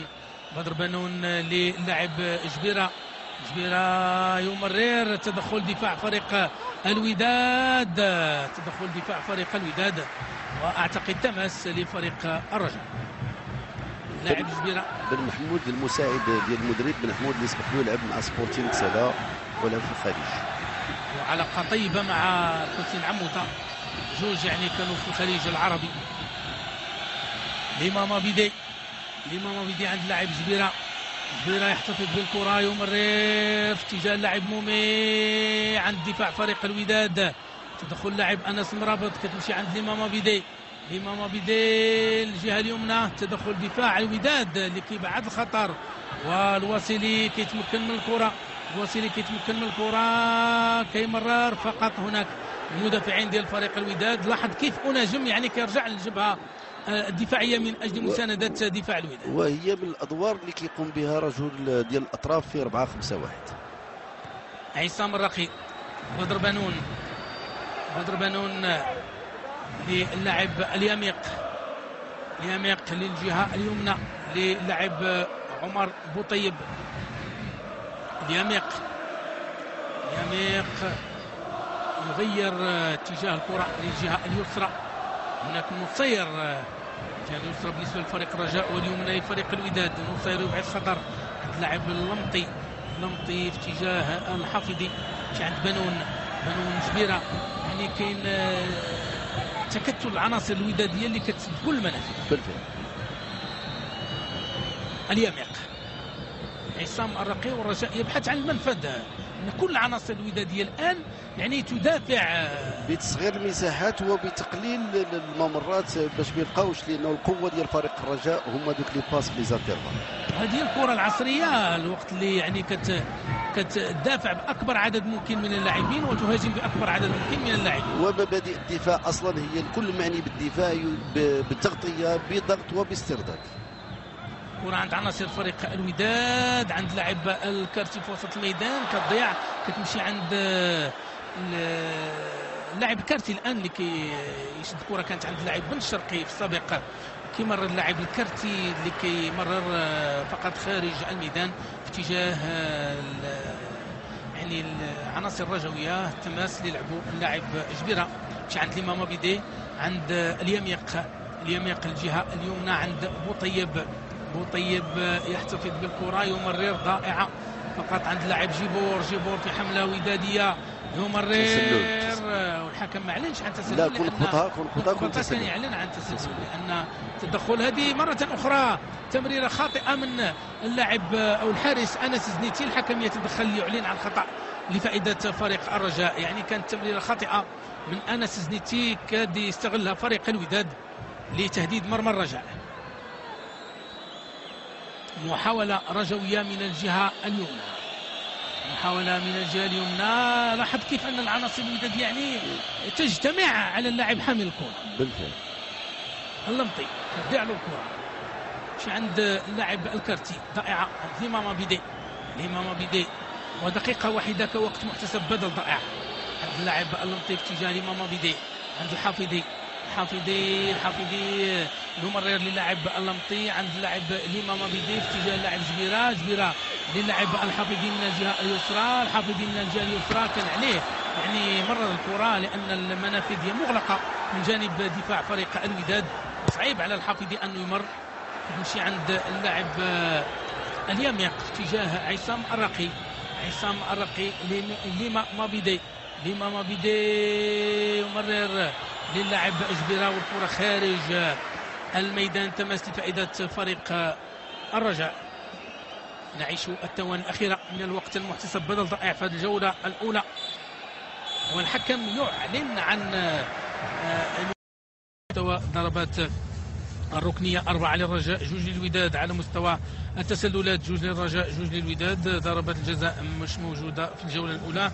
أوراق صفراء كذلك والأوراق الحمراء كذلك. الاستحواذ على الكرة 61% بالنسبة لفريق الرجاء و39% بالنسبة لفريق الوداد. الاستحواذ لا يترجم يعني بالفعل المستوى ديال المباراة، لأن الوداد في محاولة واحدة استطاع أنه يوصل لشباك الرجاء، في الوقت اللي فريق الرجاء استعصى عليه الوصول لشباك الوداد في الجولة الأولى. صحيح أن الرجاء استحوذت الكرة على مستوى الدفاع والوسط، ولكن الحلول اللي غيعطيها اللي حامل الكرة ما كاينش في الأمام، وبالتالي فالكرة بدات في الرجاء في الوسط ولا في الدفاع. الكرة الحديثة هو أنه تستحوذ ولكن تمشي للأمام، تستغل أكثر لا بروفوندور ديال الملعب. هذا اللي ما تمكناتش منه فريق الرجاء، ولكن كيبقى مستوى طيب قدموه الفريقين في الجولة الأولى. الركنية أعطت هدف بالنسبة للوداد وكانت بواسطة مدافع جاء من الخلف وباغت الجميع. فتحية كبيرة للفريقين على المجهودات المبذولة وكذلك على الروح الرياضية، لأنه كنشوفوا لا أوراق صفر ولا أوراق حمر، وبالتالي فهذا شيء ايجابي حتى الان، والقزاز قايم بمقابله جيده حتى الان. وننتظر جولة ثانية فؤاد اللي غتكون يعني قوية، لأن الوداد كما قلت سيحاول الحفاظ على النتيجة المرسومة أو إضافة أهداف أخرى، والرجاء سيحاول من جانبه يعني تسجيل هدف التعادل، ولما لا تسجيل أهداف أخرى فؤاد. ونتمنى أكثر من ذلك، هو نشوفوا الإيقاع يرتفع شوية، لأنه الإيقاع رغم كان مقبول نسبيا ولكن ما زال لم يرقى إلى ذاك الإيقاع ديال المقابلات الكبيرة بحجم الديربي. الإيقاع هو اللي كيعطي المقابلة واحد الطعم خاص، كيعطيها الأهداف، وبالتالي كيعطي حماسه للجمهور. الجمهور حاضر بكثافه. تحيه كبيره للجماهير، لانه الان فهي كتحترم الاتجاه ديال الاخلاق، لا الجمهور ديال الوداد ولا الجمهور الرجاء. تحيه كبيره للجمهور. تحيه للفريقين، تحيه للجمهور، وتحيه للطاقم التقني الذي يؤمن النقل المباشر لهذه المباراه، المخرج عبد الحق العمري وكل الزملاء اللي كيأمنوا النقل المباشر لهذه المباراة، خالد بن رحوف في التنسيق واللي مدنا بالتشكيلة ديال الفريقين، وكذلك عبد الرحمن خيي، كل الزملاء اللي كيأمنوا النقل المباشر لهذه المباراة عبر أثير القناة الثانية مباشرة من المركب الرياضي محمد الخميس مدينة الدار البيضاء. فريق الوداد أن كيصعد أرضية الملعب إلى جانب حكام المباراة. طاقم التحكيم القادم من عصبة الغرب بقيادة الحكم سمير الكزاز، والتفوق كما قلت حتى الآن لفائدة فريق الوداد في الجولة الأولى بهدف لصفر، هدف اللاعب العطوشي المدافع ديال فريق الوداد الرياضي البيضاوي. الوداد متزعم على مستوى سلم الترتيب العام، سيحاول الحفاظ على النتيجة لأن التفوق ربما يعبد الطريق بالنسبة للفريق الأحمر. التفوق إلى استمر حتى نهاية المباراة فيمكن الفريق الأحمر غيكون تخلص من المطاردة ديال فريق الرجاء، فقط يبقى الدفاع الحسني الجديدي اللي هو الآخر يعني كيأمن بالحظوظ ديالو، كيأمن بالإمكانيات ديالو في الظفر بلقب البطولة الوطنية. عاد بفوز ثمين من مدينة الحسيمة على حساب شباب الريف الحسيمي. 3 نقاط يعني كتخلي فريق الدفاع الحسني الجديدي في المطاردة وفي المركز الثاني. كما قلت إذا استمرت النتيجة على هذا النحو فالوداد ربما يتخلص من مطاردة الرجاء على مستوى لقب البطولة الوطني، لكن إذا حدث العكس في الجولة الثانية فالأمور ستأخذ منحى آخر. على أي الجولة الثانية ستكون حاسمة في تحديد نتيجة هذه المباراة. حتى الآن تفوق لفريق الوداد بهدف لصفر، هدف اللاعب العطوشي، وفريق الرجاء والوداد كل فريق خد التعليمات من المدرب، سواء فخر بالنسبة للرجاء أو عموتة بالنسبة للوداد، من أجل جولة ثانية يمكن تعطينا المستجدات أخرى، يمكن كذلك تحمل لنا المتعة والتشويق في ديربي مدينة الدار البيضاء بين قطبي كرة القدم الغريمين التقليديين الوداد والرجاء. لانه الان الدفاع الجديدي يعينوا على هذه المقابله، لانه الان 49 نقطه في مرتبه ثانيه، يملي النفس في التعادل، لانه التعادل غيخدم المصالح ديال الدفاع الجديدي، ولكن في حاله فوز الوداد فهو غادي يبتعد اكثر على الفريق ديال الدفاع الجديد. 5 نقاط عن الفريق الجديدي و8 نقاط عن فريق الرجاء، هذا إذا استمر الفوز للفريق الوداد، لكن نتيجة أخرى تخدم مصالح فريق الدفاع الحسني الجيدي وتخدم مصالح الرجاء. على أي انطلقت الجولة الثانية بالنسبة لفريق الوداد، جولة ثانية اللي حاول فريق الوداد على أنه كيف قلت يحافظ على التفوق، في الوقت اللي فريق الرجاء يمكن يلعب من أجل الحصول على الأقل على نتيجة التعادل. هذه محاولة لفريق الوداد، ما كاينش خطأ، الحكم اللي كيدخل وكيعلن عن ضربة مرمى لفائدة فريق الرجاء في الوقت اللي طالب فريق الوداد بضربة جزاء. وده كان في الجولة الأولى كان صراع تكتيكي أكبر ما هو كان صراع مهاري وتقني. نتمنى أنه الأمور تتحول ونشوفوا صراع مهاري وتقني ونشوفوا فرجة زائدة. خلينا نشوفوا فرجة، هذا هو الواقع، نشوفوا فرجة، نشوفوا يعني الوصول لمرمى الفريقين في أكثر من مناسبة.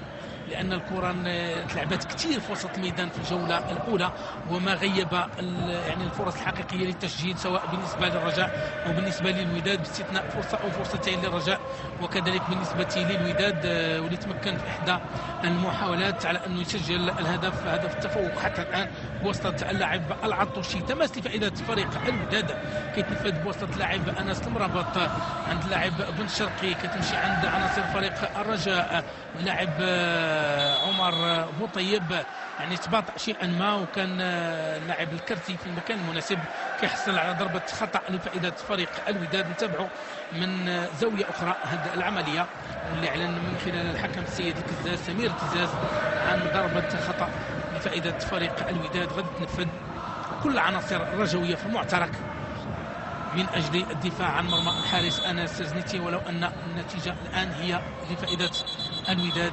بهدف لصفر. وورقة صفراء، ورقة صفراء مجانية لأنس المرابط اللي كان كينتظر منه الحكم على أنه يلعب الكرة، لكن ترك الكرة لبن الشرقي، والحكم يعني بان له على أن المرابط ربما تعمد تضييع الوقت، فكانت ورقة صفراء للاعب المرابط أنس المرابط، يعني مجانية ورقة صفراء لهذا اللاعب اللي كيف قلت هو ربحي فريق الوداد، استقطبوا الفريق الأحمر من المغرب التطواني، وكاين الشوط بشكل جيد. الجهة اليسرى كتنفذ ضربة الخطأ لفائدة فريق الوداد بسهولة في يد الحارس أنس الزنيتي. بالنسبه لنقطه قوه ديال الواق هو الرجوع الدفاعي السريع، ونقطه ضعف ديالو هو علاقه ديال ثلاثه الوسط ميدان هجومي سيئه مع جيبور اليوم خصوصا. هذه محاولة لفريق الوداد من الجهة اليمنى كتضيع له، كتمشي عند العناصر الرجوية اللاعب جبيرة تجاه الحارس أنس زنيتي. أنس زنيتي يرجع الكرة إلى وسط الميدان تجاه اللاعب اللمطي، كاين الكرة عند أنس زنيتي ولكن لاعب سقط الأرض اللاعب اللمطي ومتصاب من خلال التدخل. وكتبقى نقطة قوة ديال الرجاء هو تأمين المناطق المؤدية للهدف، ونقطة ضعف ديالو هو عدم حركية المهاجمين كالمعتاد، لأنه لا لاحظتي في السابق فديك تبادل المراكز في الأمام كانت هي اللي كتعطي اللمسة وكتعطي ديك القوة ديال فريق الرجاء. اليوم ما كنشوفوش تبادل المراكز، كنشوفوا لوم دو فيكساسيون مومي ستاتيك، وما كنشوفش الحافظي والوسطي كيغيروا المراكز مع اللمطي، وهذا شيء اللي اعتدناه ما كنشوفوش في الرجاء دائما. المدرب ديال فريق الرجاء محمد فخر الى جانب حفيظ عبد الصادق، لا المدرب ولا اللاعب ولا المساعد بجوج لعبوا في فريق الرجاء. محمد فخر لعب السنوات السبعينات وحفيظ عبد الصادق لعب السنوات التسعينات بالنسبه لفريق الرجاء الرياضي البيضاوي. كذلك من جانب الوداد كنشوفوا جوج ديال العناصر، المدرب عموته اللي كان لاعب سابق في اتحاد خميسات وفتح الرباطي، وبن محمود اللي امضى سنوات مع الفريق السلوي كلاعب متميز، لعب كذلك في الفريق الوطني المغربي. هذا داز بن محمود من احسن العناصر على مستوى البطوله الوطنيه. الكرة عند اللاعب جبيرة من الجهة اليسرى، جبيرة يقود حملة رجوية من الجهة اليسرى في صراع مع اللاعب نصير اللي كيبعد الكرة للتماس لفائدة فريق الرجاء.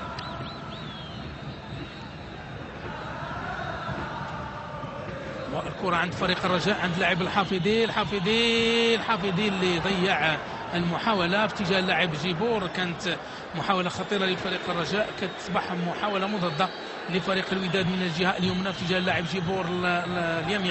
اليميق كيتمكن من الكرة ويرسل الكرة إلى التماس لفائدة فريق الوداد. اللاعب اليميق اللي أصبح يعني كيحظى بثقة الناخب الوطني سيد إغبيغونار كلاعب محوري في المجموعة الوطنية في تشكيلة المنتخب الوطني المغربي. حتى المنصوري اللي كان غادي يعطي الإضافة في برك الاحتياط فهو ما موجودش اليوم، وخصوصا أنه غالبا ما كيعطي الإضافة في الجولة الثانية بالنسبة للفخر. اليميق في اتجاه اللاعب عصام الرقي عند لاعب جبيرة طويلة في اتجاه اللاعب الحافظي، كتمشي عند نصير، كتصبح محاولة لفريق الوداد في الجهة اليسرى أو الجهة اليمنى، كتضيع تصبح مرة أخرى محاولة لفريق الوداد من الجهة اليمنى، محاولة لفريق الوداد من الجهة اليمنى. أنس الزنيتي في المكان المناسب عند لاعب مابيدي في اتجاه اللاعب مومي اللي غائب عن المباراة. يعني التحركات ديالو لا تجدي ولا يعني تنفع الجبهة الأمامية لفريق الرجاء. مابيدي في اتجاه اللاعب بوطيب يمرر لعصام الرقي، للاعب مابيدي يحتفظ بالكرة للجهة اليسرى. اللاعب الحافظي كيمرر في اتجاه اللاعب مومي وما كاينش يلاه الدفاع ديال فريق الوداد اللي كيبعد الخطر. كتمشي الكرة عند اللاعب مابيدي وتماس لفائدة فريق الوداد.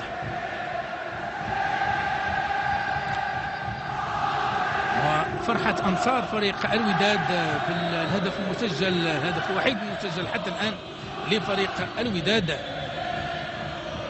الحكم أعلن عن تماس لفائدة فريق الوداد. أنس مرابط غادي ينفذ تماس، كينفذ اتجاه اللاعب جيبور المفروض عليه حراسة لاصقة من جانب المدافعين ديال فريق الرجاء. جيبور اللي أخرج الكرة ارتطمت باللاعب اليميق وكتعطي تماس لفائدة فريق الوداد. حراسة لاصقة مفروضة على اللاعب جيبور، تماس كيتلعب بسرعة. الحكم يعلن عن تماس لفائدة فريق الرجاء. هذا اللاعب اليميق مدافع فريق الرجاء. بوطيب في اتجاه الراقي عند الواصلي، كتضيع له الكرة، كترجع عند عناصر فريق الوداد عند اللاعب أناجم اللي كيسداد وركنية لفائدة فريق الوداد يبحث عن الهدف في هذه اللحظات. الرجاء يحاول الرد بمرتدات مضادة، لكن المرتدات المضادة يعني ما كتعطيش الأكل ديالها حتى الآن. وركنية لفائدة فريق الوداد، اللاعب أناجم في تنفيذ الركنية. أناجم غينفذ الركنية. يعني الوداد خطير على مستوى الضربات الثابتة لأن الهدف جاء من الركنية. أناجم مرة أخرى، تدخل لماما بيدي، ترجع عند اللاعب أناجم وضربة مرمى. أو الكرة ما خرجاتش لأن الحكم ترك الامتياز لفريق الرجاء عند لاعب اللمطي خطأ لفائدة الرجاء في وسط الميدان. كاين تحسن كبير على مستوى أداء الحكم قزاز، لأنه مع مرور السنوات كيكسب تجربة كبيرة، الآن قريب من كل العمليات بلياقة بدنية كبيرة. بكل صراحة ريان السينيالي بالنسبة للحكم يقوم بلقاء جيد. هذا الحكم الكزاز اللي حتى الآن يعني الأداء ديالو هو أداء ممتاز في هذه المباراة. الحكم كيقطع هذه المحاولة لفريق الرجاء ويعطي ضربة خطأ لفريق الرجاء وورقة صفراء ثانية في اللقاء لفائدة النقاش من صفوف الوداد. وما كانش لافونتاج عند الرجاء، لأنه الكل يسحب بأنه لافونتاج عند الرجاء من خلال الإعادة. منين تعطات لاباس عند اللاعب، فجوج اللاعبين اونكادراوه ما كانش غادي يقوم بشي عمليات تذكر من خلال الاعاده غيتضح ذلك. لاحظ معايا هنا هنا الخطا ملي غتمشي شوف جوج ديال اللاعبين ديال الوداد جاو لعنده، فهنا كانت غادي تقلال عليه الحلول وبالتالي الخطا احسن لهم من هذه الكره. خطا لفائده فريق الرجاء قريب من معترك الوداد، وتعطى الإسعافات الأولية للاعب اللمطي لاعب فريق الرجاء. النتيجة مشاهدينا الأفاضل 1-0 لفائدة فريق الوداد أمام فريق الرجاء، والأجواء هي احتفالية بالنسبة للجانب الأيسر من المجمع الرياضي محمد الخامس مدينة الدار البيضاء. الجانب اليسرى تعرف احتفالات الجماهير الودادية، ويعني الجماهير الرجاوية تراقب تحركات الفريق الأخضر من أجل تعديل النتيجة. حتى الآن يعني ما كانش رد فعل قوي من جانب فريق الرجاء بعد تسجيل الهدف، والمدرب فاخر يعطي تعليماته للحافظي.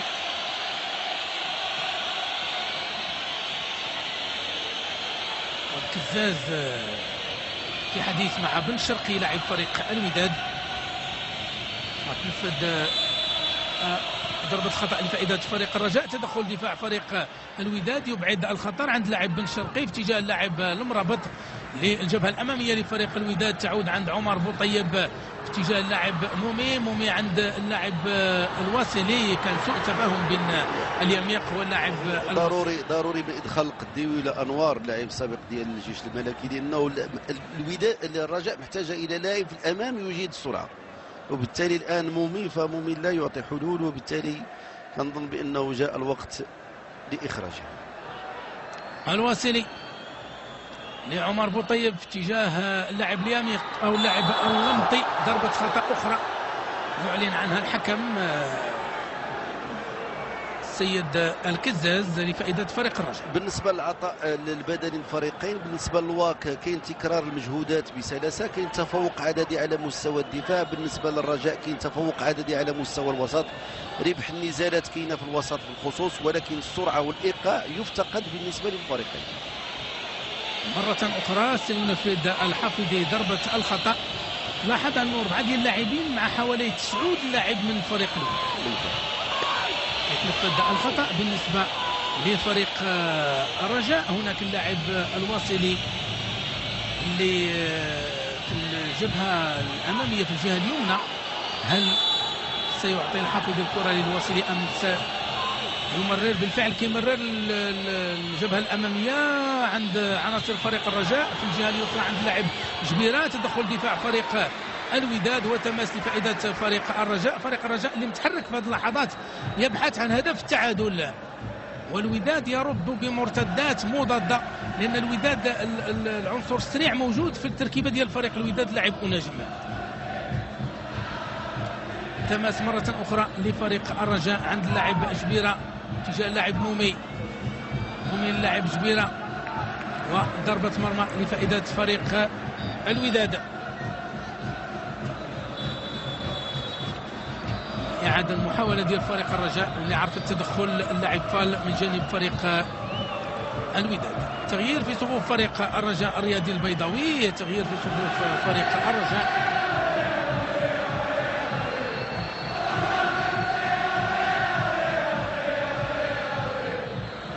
دخول يوسف أنور مكان اللاعب سعد اللمطي. يعني هذا هو التصور اللي كنت عطيتيه فؤاد. يلزم إقحام أنور أو القديوي. تمريرة طويلة، فقط هناك لاعب بانون كنت عند اللاعب موبيدي عند بوطيب في اتجاه أنس زنيتي للاعب ليما موبيدي عند اللاعب مومي كتضيع له الكرة، ما كيوصلش الكرة وكتمشي عند اللاعب أناجم. جبيرة كيدخل خطأ لفائدة فريق الوداد في وسط الميدان.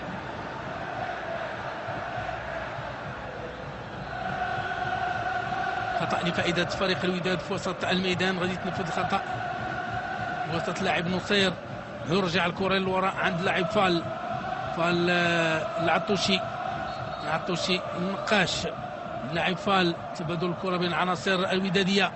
لاعب نصير من الجهة اليمنى، كرة كتخرج خارج الميدان. تماس لفائدة فريق الرجاء. المردود التقني بالنسبة للفريقين هو أنه كينوعوا وكيمزجوا ما بين التمريرة الطويلة والقصيرة حسب الضغط المستعمل على حامل الكرة.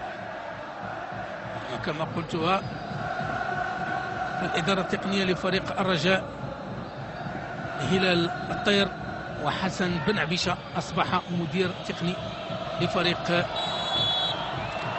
الوداد. حسن بن عبيشة من خيرة الأطر الوطنية.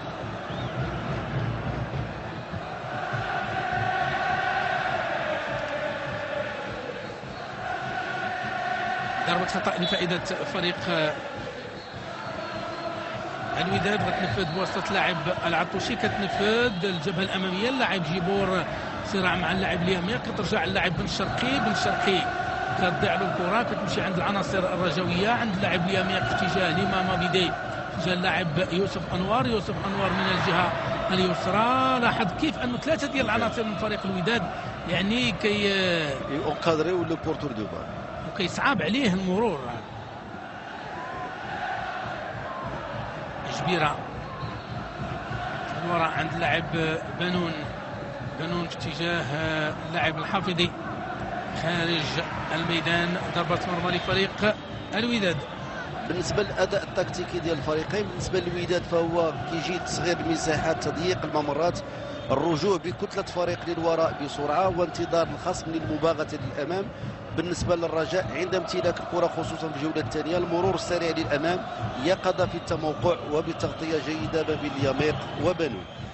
العروبي لوسط الميدان، جيبور كدعوا الكره عند بنون.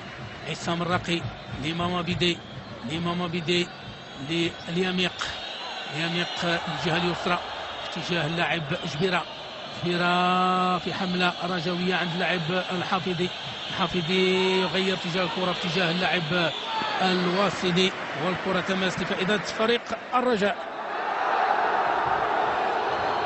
يتنفذ التماس بواسطه اللاعب بوطيب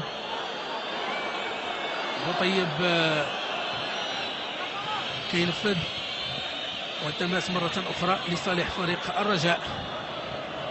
نفس اللاعب بوطيب كينفذ التماس تجاه اللاعب مؤمن عند بوطيب، وضربة خطأ لفائدة فريق الرجاء قريبة من معترك العمليات.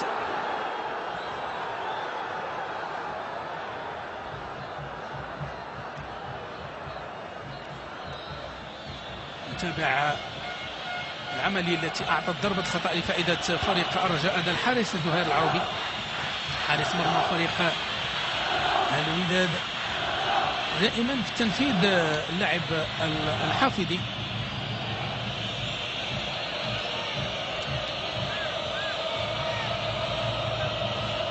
هذا اللي تحدثنا عليه فؤاد، انه لو كان واحد يجيد يعني التسديد بالرجل اليسرى كانت تكتسي خطوره هذه العمليه لو تنفذ بالرجل اليسرى. بحال جبيره. الحافظي غادي ينفذ ضربه خطا لفائده فريق، ولكن طول القامه ديال لاعبي الوداد ربما كيربحوا دائما النزالات في الكره الثابته. الحافظي غينفذ ضربه خطا لفائده فريق الرجاء، كينفذ الحافظي وتدخل دفاع فريق الوداد وضربه خطا بالفعل لفائده فريق الوداد. هذا العطوشي يعني روح رياضيه كبيره بين عناصر الفريقين، بين بنون والعطوشي. كانت محاوله لفائده فريق الرجاء والحكميه تدخل ليعلن عن ضربه خطا. بالنسبه للحاله النفسيه والذهنيه حتى الان، بالنسبه للرجاء حتى الان فهم يدبرون الاحباط بشكل جيد، وبالنسبه للوداد التركيز ما زال حاضر بتطبيق وتواصل كبيرين.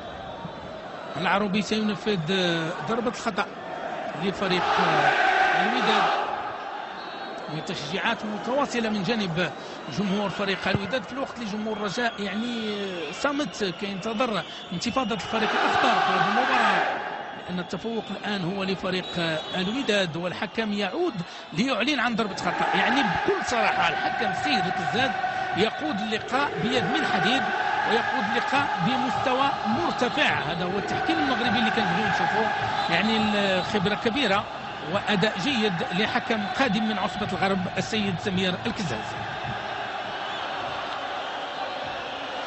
بالنسبة للممر التفضيلي لكل فريق، فبالنسبة للوداد كاينه اللمسة الأولى دائما كتكون للنقاش من ثم للأمام. بالنسبة للرجاء استعمال عرض الملعب للمرور للأمام. الحكم يعني كيوجه انذار شفوي لكل من النقاش والحافظي، لأن كرة القدم هي روح رياضية بين الفريقين. هذا هو الهدف من يعني المباريات، من الرياضة ككل، هو التقارب، هو التعارف، هو الروح الرياضية. وبكل روح رياضية الحافظي والنقاش كي يتصافحوا. محاولة لفائدة فريق الرجاء عند لاعب الواصلي، وتدخل لاعب أنس المرابط يرسل الكرة إلى الركنية. أنس المرابط من بين المقابلات اللي لعبها كيلعبها جيد في هذا اليوم. الحافظي هو من سينفذ ركنية لفريق الرجاء. الحافظي كينفذ لفريق الرجاء بعيدة، وركنية أخرى لفائدة فريق الرجاء بعيدة عن مرمى الحارس العربي. اللي يمكن يعطي حلول في الكرة الثابتة هو الصعود ديال بانون أو ديال اليميق في الكرة الثابتة. الحافظي مرة أخرى يرسل الكرة، تدخل دفاع فريق الوداد، كتمشي عند اللاعب ونجم ضائعة عند عصام الرقي. عمر بوطيب للحارس أنس أزنيتي. أنس أزنيتي يحتفظ بالكرة ويرسلها للجهة اليسرى لفريق الرجاء. التماس لفائدة فريق الرجاء. حتى الآن الرجاء مندفع لكن في غياب فرص حقيقية للتسجيل. أنس أزنيتي اليميق للجهة اليمنى لعمر بوطيب. عمر بوطيب لليميق مرة أخرى نفس الطريقة، رجع الكرة للوراء عند بنون في اتجاه اللاعب مومي عند يوسف أنور لمومي. ما كان سوء تفاهم، كانت عند النقاش اتجاه اللاعب جيبور ينطلق من وسط الميدان. خطيرة تدخل دفاع فريق الرجاء، لأن جيبور كان انطلق وكان ارتباك في دفاع فريق الرجاء. عصام الرقي ضربة خطأ لفائدة فريق الرجاء. جيبور ماشي قوي في الحملات المرتدة ولا السريعة، ولكن هو قوي في المنطقة ديال العمليات، في المنطقة ديال الجزاء فهو قوي. جيبور انوم اوبورتينيست ويمكن له يسجل من نصف فرصة. في هذا اللقاء مفروض عليه حراسة بالتناوب بالفعل، مرة كتلقى بنون، مرة كتلقى اليمين. الكرة تماس لفائدة فريق الوداد. بالنسبة حتى الآن اللاعب المؤثر، فهو حتى الآن لا يوجد لاعب مؤثر في المقابلة ولا لاعب قائد في المقابلة. الفريقين بجوج يلعبان بكتلة فريق لا غير. في السابق كنا كنشوفوا في لاعب مؤثر كبن شرقي كأناجم، مرة كنشوفوا جيبور. اليوم الوداد لعبة ككتلة فريق، الكل يدافع والكل معني باسترجاع الكرة، ما كاينش لاعب مؤثر. نفس الشيء بالنسبة للرجاء، فلا حافظي ولا الوصلي كنظن ولا الرقيب فهم ماشي مؤثرين في هذه المقابلة، فهم كذلك يلعبون بكتلة فريق واحد. العربي ينفذ ضربة المرمى لفريق الوداد، وتماس لفائدة الوداد غادي تنفذ. تماس لفائدة فريق الوداد غادي تنفذ. نقترب من الدقيقة 69، 21 دقيقة تفصلنا عن نهاية المباراة. تفوق لفائدة فريق الوداد في ديربي مدينة الدار البيضاء. الكرة عند أنس أزنيتي بسرعة كي يعطيها اللاعب جبيرة من الجهة اليسرى للاعب أنوار يحتفظ بالكرة. أنوار لعصام الرقي للاعب جبيرة من الجهة اليسرى. جبيرة للاعب الحافظي عند لماما بيدي تجاه اللاعب أنوار تجاه لماما بيدي تسديدة بعيدة عن مرمى الحارس العربي. كان بناء هجومي جيد لعناصر فريق الرجاء، والكرة مرت محاذية لمرمى الحارس العربي ماما بيدي اللي كيشير الجماهير الرجوية من أجل التشجيع، لأن الجماهير الرجوية يعني حتى الآن ما لقاش داك التشجيع ديال بداية المباراة. فالهدف المسجل في مرمى الرجاء فقط كنشوفوا الجماهير الودادية التي يعني تؤازر، وتحرك الآن الجماهير الرجوية بعد يعني أن طلبها مابيدي بالتشجيع. كرة عند اللاعب جيبور، تدخل اليميق في اتجاه الحارس أنس أزنيتي يرسل الكرة للجهة اليسرى في اتجاه جبيرة عند بدر بنون لعصام الرقي للاعب أنور يوسف أنور المعار من فريق الجيش الملكي عند عصام الرقي يحتفظ بالكرة ليوسف أنور لعصام الرقي ليوسف أنور مرة أخرى. يوسف أنور كاين حراسة يعني صعيب عليه مر. بنون للواصلي كتضيع له الكرة كتمشي عند عناصر فريق الوداد عند لاعب أناجم من الجهة اليسرى. السرعة ديال أناجم هذا اللي قلنا أن السرعة ديال أناجم يعني كتفيد فريق الوداد، لكن جبيرة أو اللاعب عمر بوطيب كان ذكي. ضربة خطأ لفائدة فريق الوداد، ضربة خطأ في وسط الميدان. يعني كانت سرعة اللاعب جبيرة، لكن عمر بوطيب كان يعني أسرع وتمكن من الكرة. الحكم كيعلن عن خطأ في وسط الميدان لفائدة فريق الوداد. غادي تنفذ هناك اللاعب نقاش، هناك العطوشي من سينفذ الخطأ. العطوشي ينفذ الخطأ للجهة اليسرى. تدخل عمر بوطيب بعيدة فقط عند الحارس زهير العروبي، اللي ربما غادي خلاها تخرج تماس. بالفعل خلاها تخرج تماس. كل الفئات حاضرة، كل الفئات تشجع الفريقين، حضور مكثف لجماهير الفريقين، ولو أن العدد يعني ما يرقاش لما انتظرناه. مجموعة من الأماكن فارغة في المركب الرياضي محمد الخامس مدينة الدار البيضاء. عند اللاعب الإمام بيدي، عند يوسف أنوار في محاولة لفريق الرجاء. يوسف أنوار والسلوك الفردي طغى على السلوك الجماعي. كان عنده تمريره الجهه اليسرى، فهو فضل انه يكثر من المراوغات ويفقد الكره بسهوله. ما كانش خطا، لانه كي قلتي كان يمد الجهه اليسرى لفريق الرجاء في الوقت اللي كثر من المراوغه. الحكم كان قريب من العمليه، لم يعلن عن اي شيء. حتى اللاعب مومي يعني اصبح مدافعا مع الوداد، يعني غائب عن المباراه. كما قلت كل الفئات تتابع المباراة. الإمام بيدي عند اللاعب الحفيظي في اتجاه اللاعب الوصيلي عند الحفيظي كتضيع له الكرة عند أناجم لكي يمرر الجبهة الأمامية. كاين دفاع لفريق الرجاء يقابل بتراجع لعناصر فريق الوداد اللي كتعتمد على المرتدات المضادة. ولكن حملة المرتدة ما كيجيدهاش الجيبور اللي كتلقاه بوحدو ايزولي قدام. يمكن يجيدها اللاعب بن شرقي ولا أناجم بالفعل. محاولة لفريق الرجاء عند اللاعب يوسف أنوار تجاه مابيدي يحتفظ بالكرة لبدر بانون للاعب الوصيلي في محاولة لفريق الرجاء. ما كاينش خطأ، أو الحكم يعني تأخر شيئا ما في الإعلان عن ضربة خطأ. الحكم تأخر شيئا ما في الإعلان عن ضربة خطأ. بالنسبة للفريقين يجب تدبير المساحات للأمام واستغلال الممرات البينية، فربما الهاجس ديال استقبال الهدف من الوداد طغى عليهم وتراجعوا للوراء بكثرة، وفريق الرجاء يتسرع في بعض الأحيان وبسلوك فردي ربما كتفوت عليه بعض الفرص مع تواجد قلب هجوم متقاعس اليوم. ضربة خطأ لفريق الرجاء على مشارف مربع العمليات.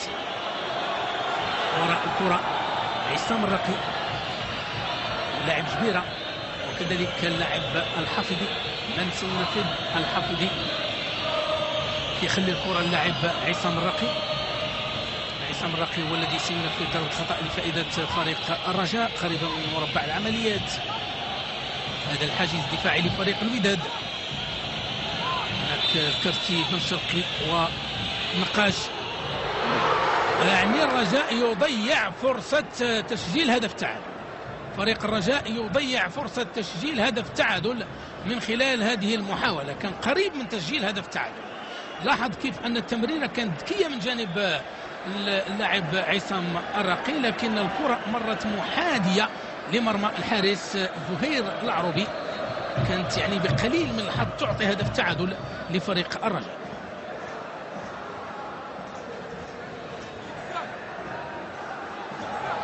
زهير العروبي سقط الأرض، سيتلقى الإسعافات الأولية.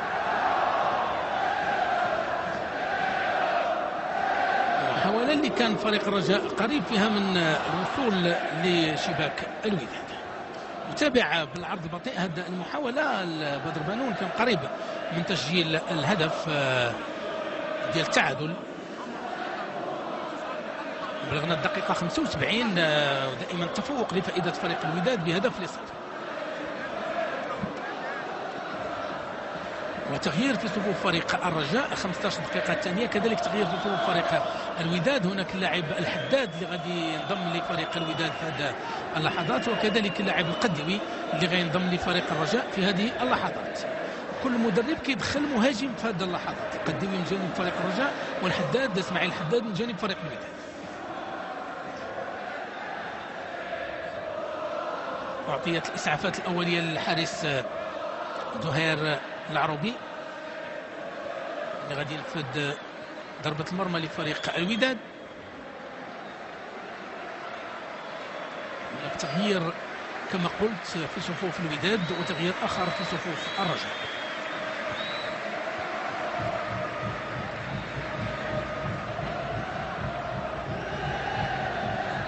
خروج اللاعب جيبور لأنه مفروض عليه حراسة لاصقة، ما كانش الأداء ديالو يعني في مستوى التطلعات. يفضل المدرب حسين عموته أنه يعود جيبور باللاعب اسماعيل الحداد. جيبور اللي في حديث مع حسين عموته. كذلك تغيير في صفوف فريق الرجاء، خروج اللاعب مومي ودخول مابيدي أو خروج لاعب مابيدي، لأن ربما كان سوء الفهم في التغيير ديال. بالفعل جاتني مفاجأة أن يخرج مابيدي، لأنه مابيدي قيم أدوار، والحكم يصر على أن مابيدي هو من سيغادر المباراة لأنه خارج الميدان.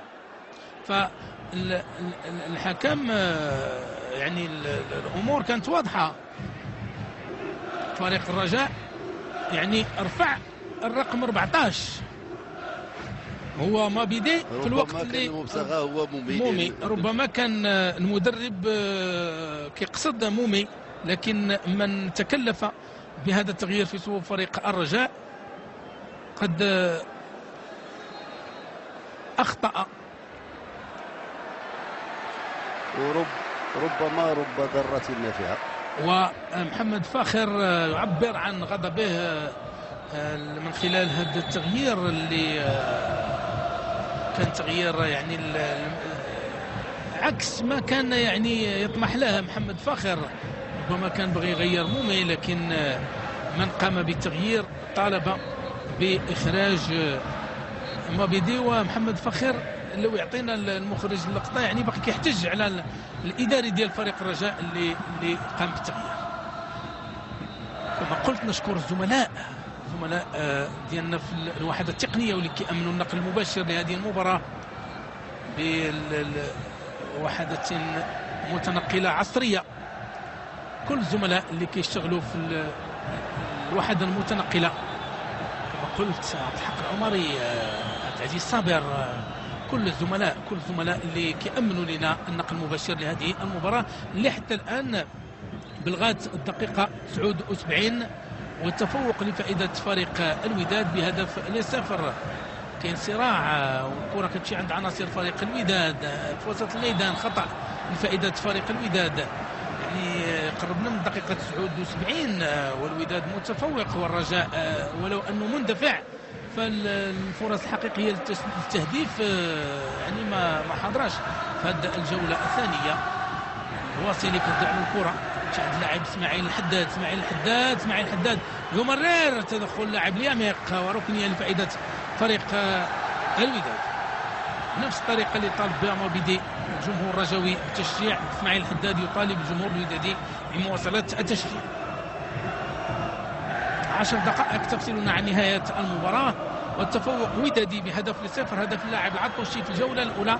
اسماعيل الحداد سينفذ الركنية، كينفذ وتدخل دفاع فريق الرجاء. اليميق كدع على الكرة، كتمشي عند اللاعب أناجم يحتفظ بالكرة، يمرر الجهة اليمنى عند الحارس أنس زنيتي وركنية لفائدة فريق الوداد. كارتباك في صفوف فريق الرجاء، ربما الضغط ديال الوقت وكذلك الضغط ديال الهدف المسجل في مرمى الرجاء يربك دفاع فريق الرجاء حتى الآن. هذه محاولة أخرى وأنس زنيتي في المكان المناسب، كانت محاولة خطيرة. أنس زنيتي بسرعة يسدد في اتجاه اللاعب الواصلي، لكن أنس المرابط يرسل الكرة إلى وسط الميدان عند اللاعب مومي، كتمشي عند يوسف أنور كتضيع له الكرة، كتمشي دائما عند عناصر فريق الرجاء، لكن الحكم يعلن عن ضربة خطأ لفائدة فريق الوداد. صلاح الدين السعيدي اللي سقط الأرض، هي المحاولة اللي شكلت خطورة بالنسبة لفريق الوداد. نفذ خطأ لفائدة فريق الوداد في وسط الميدان.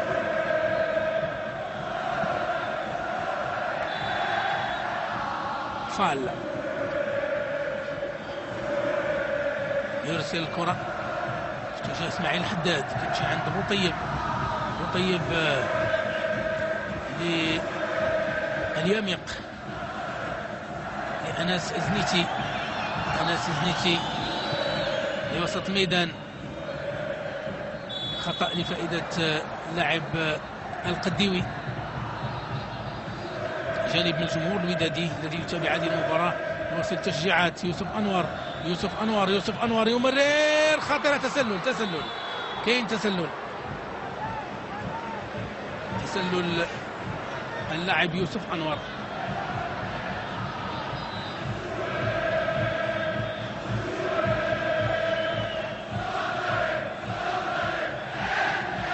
نفذ الخطأ لفائدة فريق الوداد. لاحظوا كيف اعلن الحكم عن تسلل اللاعب يوسف أنور. زهير العروبي للحارس أناس أزنيتي لليميق. لعصام الرقي. أناس أزنيتي لبدر بنون. دقيقة 83. خطأ لفائدة فريق الوداد، لفائدة أنجم.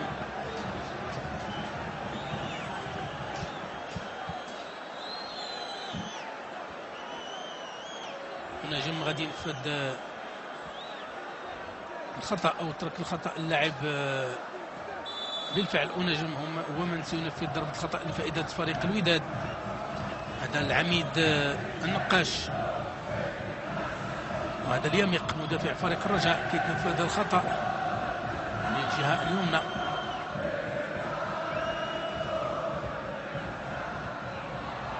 تماس لفائدة فريق الوداد. لأن الحكم كان قريب من العملية. أناس زنيتي يعطي تعليمات لعناصر فريق الرجاء. الوقت يمر، الوداد منتصر بهدف ل0. الرجاء يصارع الزمن من أجل تسجيل هدف التعادل على الأقل، لكن حتى الآن ما كاينش البوادر، لأن الرجاء بالفعل مندفع لكن في غياب فرص حقيقية للتهديف. الكرة عند اللاعب الحافظي اتجاه اللاعب بوطيب عند الوصيلي. لاحظ كيف أن الارتباك واضح على عناصر فريق الرجاء، لأنه كان بإمكانه بوطيب أنه يمرر الحافظي في الوقت اللي مرر الوصيلي كيمرر خارج الميدان. بالنسبة للمردود الفردي لكل لاعب ديال الوداد، العروبي لم يكن أمام امتحان عسير. نصير تحفظ كثيرا في الصعود. المرابط من أحسن مقابلاته دفاعيا في هذا الموسم. فال أنجو كورياس. العطوشي مدافع نابع عن المهاجمين. النقاش استطاع لوحده أن يقوم دور لاعبين في الوسط. السعيدي افتك العديد من الكرات. بن شرقي غابت عنه الطراوة في نهاية الموسم. ونجم أدوار دفاعية أتعبت. القرتي مرة إنابيرسي في هذه المقابلة. جيبور حراسة عليه ففتور. الحداد لم يتوصل بكرات حتى الآن. هذه محاولة رجوية. الجبهة الأمامية، تدخل دفاع فريق الوداد. اللاعب نصير كتمشي عند اللاعب اليميق للحافظي في وسط الميدان عند عصام الرقي للاعب جبيرة الأنوار للرقي. اللاعب جبيرة يمرر الأمام للاعب مومي عند اللاعب جبيرة. يعني كاين حراسة لصيقة من طرف عناصر فريق الوداد تصعب المامورية على عناصر فريق الرجاء. في اتجاه اللاعب بدر بنون للحافظي. تمريرته يعني لقات عناصر الودادية كتمشي عند اللاعب بوطيب من الجهة اليمنى. يمرر وكانت خطيرة لفائدة فريق الرجاء، لكن الحارس العروبي في المكان المناسب. كانت خطيرة لفريق الرجاء لكن الحارس العروبي في المكان المناسب. العروبي لوسط الميدان. نتابع يعني بالعرض البطيء ومن زاوية أخرى العملية. خطأ لفائدة عصام الرقي، ورقة صفراء لصلاح الدين السعيدي. وصلنا الدقيقة 86. تغيير آخر في صفوف فريق الرجاء. أعتقد اللاعب بن حليب ومومي هو اللي قلنا على هو اللي كان غيخرج في الأول تماما. بالنسبة للمردود الفردي لكل لاعب ديال الرجاء، زنيتي لا يتحمل مسؤولية الهدف. بوطيب يؤمن الدفاع عند صعود بانون واليميق. جبيرة حينما يصعد للأمام يعطي الإضافة. اليميق صفة دولية مستحقة. بانون يكون ثنائي جميل مع اليميق. مابيدي محرات في كل مكان. أجور انفاتيغابل. الراقي توجور أي قال ميم. ان جوور بوليفالون. اللمطي لم ينجح في الربط. الواصلي لم يتوغل كثيرا. الحافظي مومي لم يعطيه حلول. مومي حركية قليلة وتقاعس على مستوى الأداء. أنوار لم يكن النور الذي توخاه وترجاه فخير. القديوي حتى الآن لم يجد مساحات عند دخوله لاستغلاله. دخول بن حليب محمد فخير في الخمس دقائق الأخيرة يلقي ببن حليب في الجبهة الأمامية لتعزيز الجبهة الأمامية اللي كيف قلت ولو أن الرجاء مندفع لكن العناصر ديال فريق الرجاء على مستوى الجبهة الأمامية ما حضرش بقوة، ما كتشكلش التهديد الحقيقي من أجل الحصول على هدف التعادل، اللهم بعد المحاولات القليلة والتي تأتي بين الفينة والأخرى لفريق الرجاء أو لفريق الوداد، لكن المحاولات حتى الآن لم يكتب لها أن تترجم إلى أهداف. عند عناصر فريق الرجاء عند حافظي تجاه عصام الرقي، اللاعب اليميق لبدر بانون لعصام الرقي، تبادل الكرة عند اللاعب الحافظي مرة أخرى عند بدر بانون للحافظي تجاه يوسف أنوار يمرر أو يوسف أنوار من اللاعب القديوي ضائعة تماس لفائدة فريق الرجاء. القديوي كينفذ التماس بسرعة تجاه اللاعب الحافظي عند اللاعب يوسف أنوار تجاه اللاعب القديوي، ودفاع الوداد اللي متماسك يبعد الكرة إلى تماس عند اللاعب القديوي، وبن حليب بعيد عن مرمى الحارس زهير العروبي.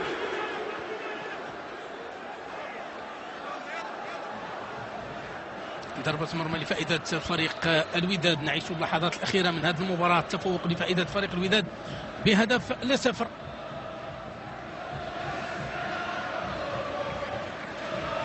دقيقة 89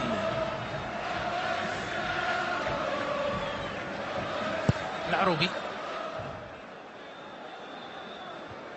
جبيرة يوسف أنور، ضربة خطأ لفائدة فريق الرجاء في وسط الميدان.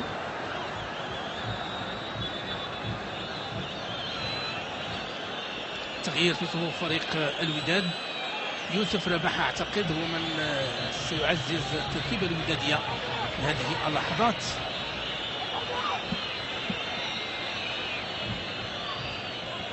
بالفعل يوسف رباح مكان بن شرقي، إخراج مهاجم وإدخال مدافع. ربما العديد من الملاحظين كيقولوا بأنه التراجع ديال فريق ديال اللاعب بن شرقي، ولكن كنلاحظ بأنه الطراوة البدنية كتغيب عليه في نهاية البطولة. نتمنى الطاقم التقني والمكلف باستعادة الطراوة أنه يخدم الأشياء مع بن شرقي ليجد نفسه أكثر. الحافظي للاعب الواصلي لوسط الميدان عند بوطيب تجاه عصام الرقي. نعيش الثواني الأخيرة من الوقت القانوني من المباراة في انتظار الإعلان عن الوقت المحتسب بدل ضائع عند اللاعب القديوي تجاه الحافظي عند القديوي اللي ما كيحصلش على ضربة خطأ. الحكم كيترك امتياز عند اللاعب أنس المرابط وضربة خطأ لفائدة فريق الوداد. ضربة خطأ لفائدة فريق الوداد في وسط الميدان.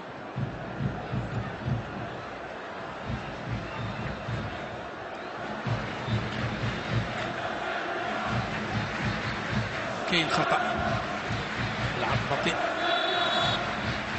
و4 دقائق وقت محتسب بدل ضائع في هذه الجولة الثانية. الوداد إلى حسم مواجهة الديربي فغيصبح مبتعد عن الرجاء ب8 نقاط وسيتخلص من المطاردة الرجاوية في الوقت اللي الدفاع الجديدي هو اللي غادي يبقى في المطاردة ديال فريق الوداد البيضاوي بفارق 5 نقاط. الوداد 5 نقاط ربما تمهد له الطريق للظفر بلقب البطولة الوطنية. دي محاولة كانت خطيرة لفريق الرجاء وتدخل الدفاع الودادي كانت خطيرة لفريق الرجاء. تدخل الدفاع الودادي، محاولة لفريق الرجاء، محاولة لفريق الرجاء إبعاد الكرة للركنية. كاين ضغط لفريق الرجاء في هذه الأثناء، الوقت اللي فريق الوداد يعني حاضر بشكل قوي على مستوى الجبهة الدفاعية. تنفذ ركنية لفريق الرجاء، كتنفذ بواسطة عصام الرقي. تدخل لاعب فال ومحاولة بواسطة اللاعب يوسف أنوار يحتفظ بالكرة للاعب الرقي. لوسط الميدان، محاولة رجوية عند اللاعب عمر بوطيب للجهة اليمنى في اتجاه اللاعب الواصلي وضربة مرمى لفائدة فريق الوداد البيضاوي. احتجاج من طرف اللاعب الواصلي على حكم المباراة، وورقة صفراء للاعب الواصلي. يعني الأعصاب توترت. ورقة صفراء للاعب الواصلي.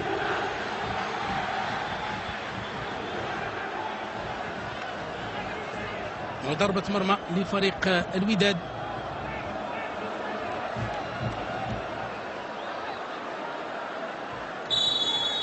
الحكم يطلب من زهير العروبي تنفيذ ضربة المرمى.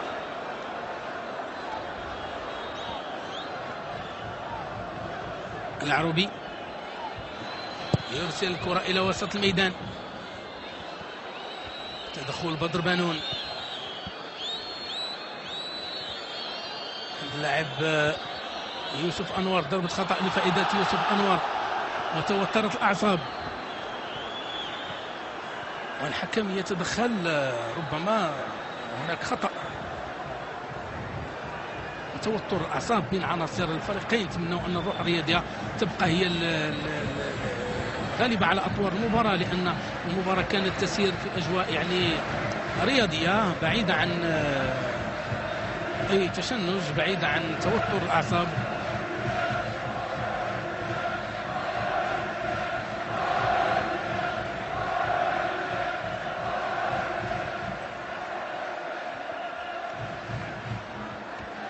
حكم سمير الكزاز يعني حاضر بقوة، يطلب من عناصر الفريقين تهدئة الأعصاب.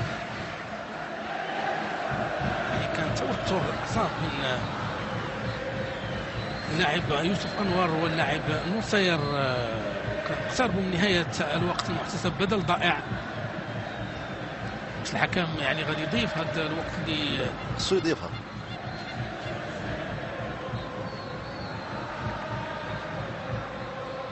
تعطى الإسعافات لنصير. الحكم يطلب من الطاقم الطبي لفريق الوداد إخراج اللاعب نصير خارج الميدان. وورقة صفراء لكل من نصير ويوسف أنور. ورقة صفراء لكل من نصير ويوسف أنور.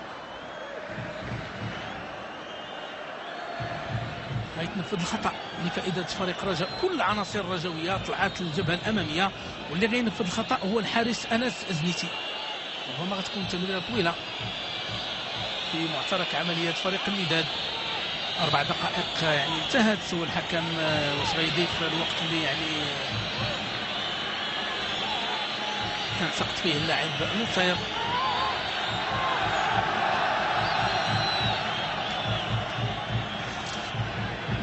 تغيير في صفوف فريق الوداد. خروج لاعب الكرت، والكرة في معترك فريق الوداد عند اللاعب الواصلي عند يوسف أنور. جولة ثانية كان تحفظ كبير للوداد وتراجع للوراء. كانت استفاقة للرجاء في الجولة الثانية. الوداد بقي بتركيز وتطبيق حتى نهاية اللقاء. الرجاء لم يساعد همومي في ابتكارات هجومية. الفوز حتى الآن قرب الوداد من درع البطولة، والرجاء وبمدربها يجب أن تفتخر بموسمها على الصعيد الكروي. نهاية المباراة وهزيمة فريق الرجاء في ديربي مدينة الدار البيضاء، وفوز فريق الوداد على فريق الرجاء في الديربي 22 بعد ال100. فوز فريق الوداد مشاهدينا الأفاضل يعمق الفارق عن فريق الرجاء إلى 8 نقاط، ويعني حسابيا يمكن أن الوداد تخلص من مطاردة الرجاء وبقي يعني في المطاردة اللصيقة مع فريق الدفاع الحسني الجديد. الفارق هو 5 نقاط. هل سيحافظ الوداد على ال5 نقاط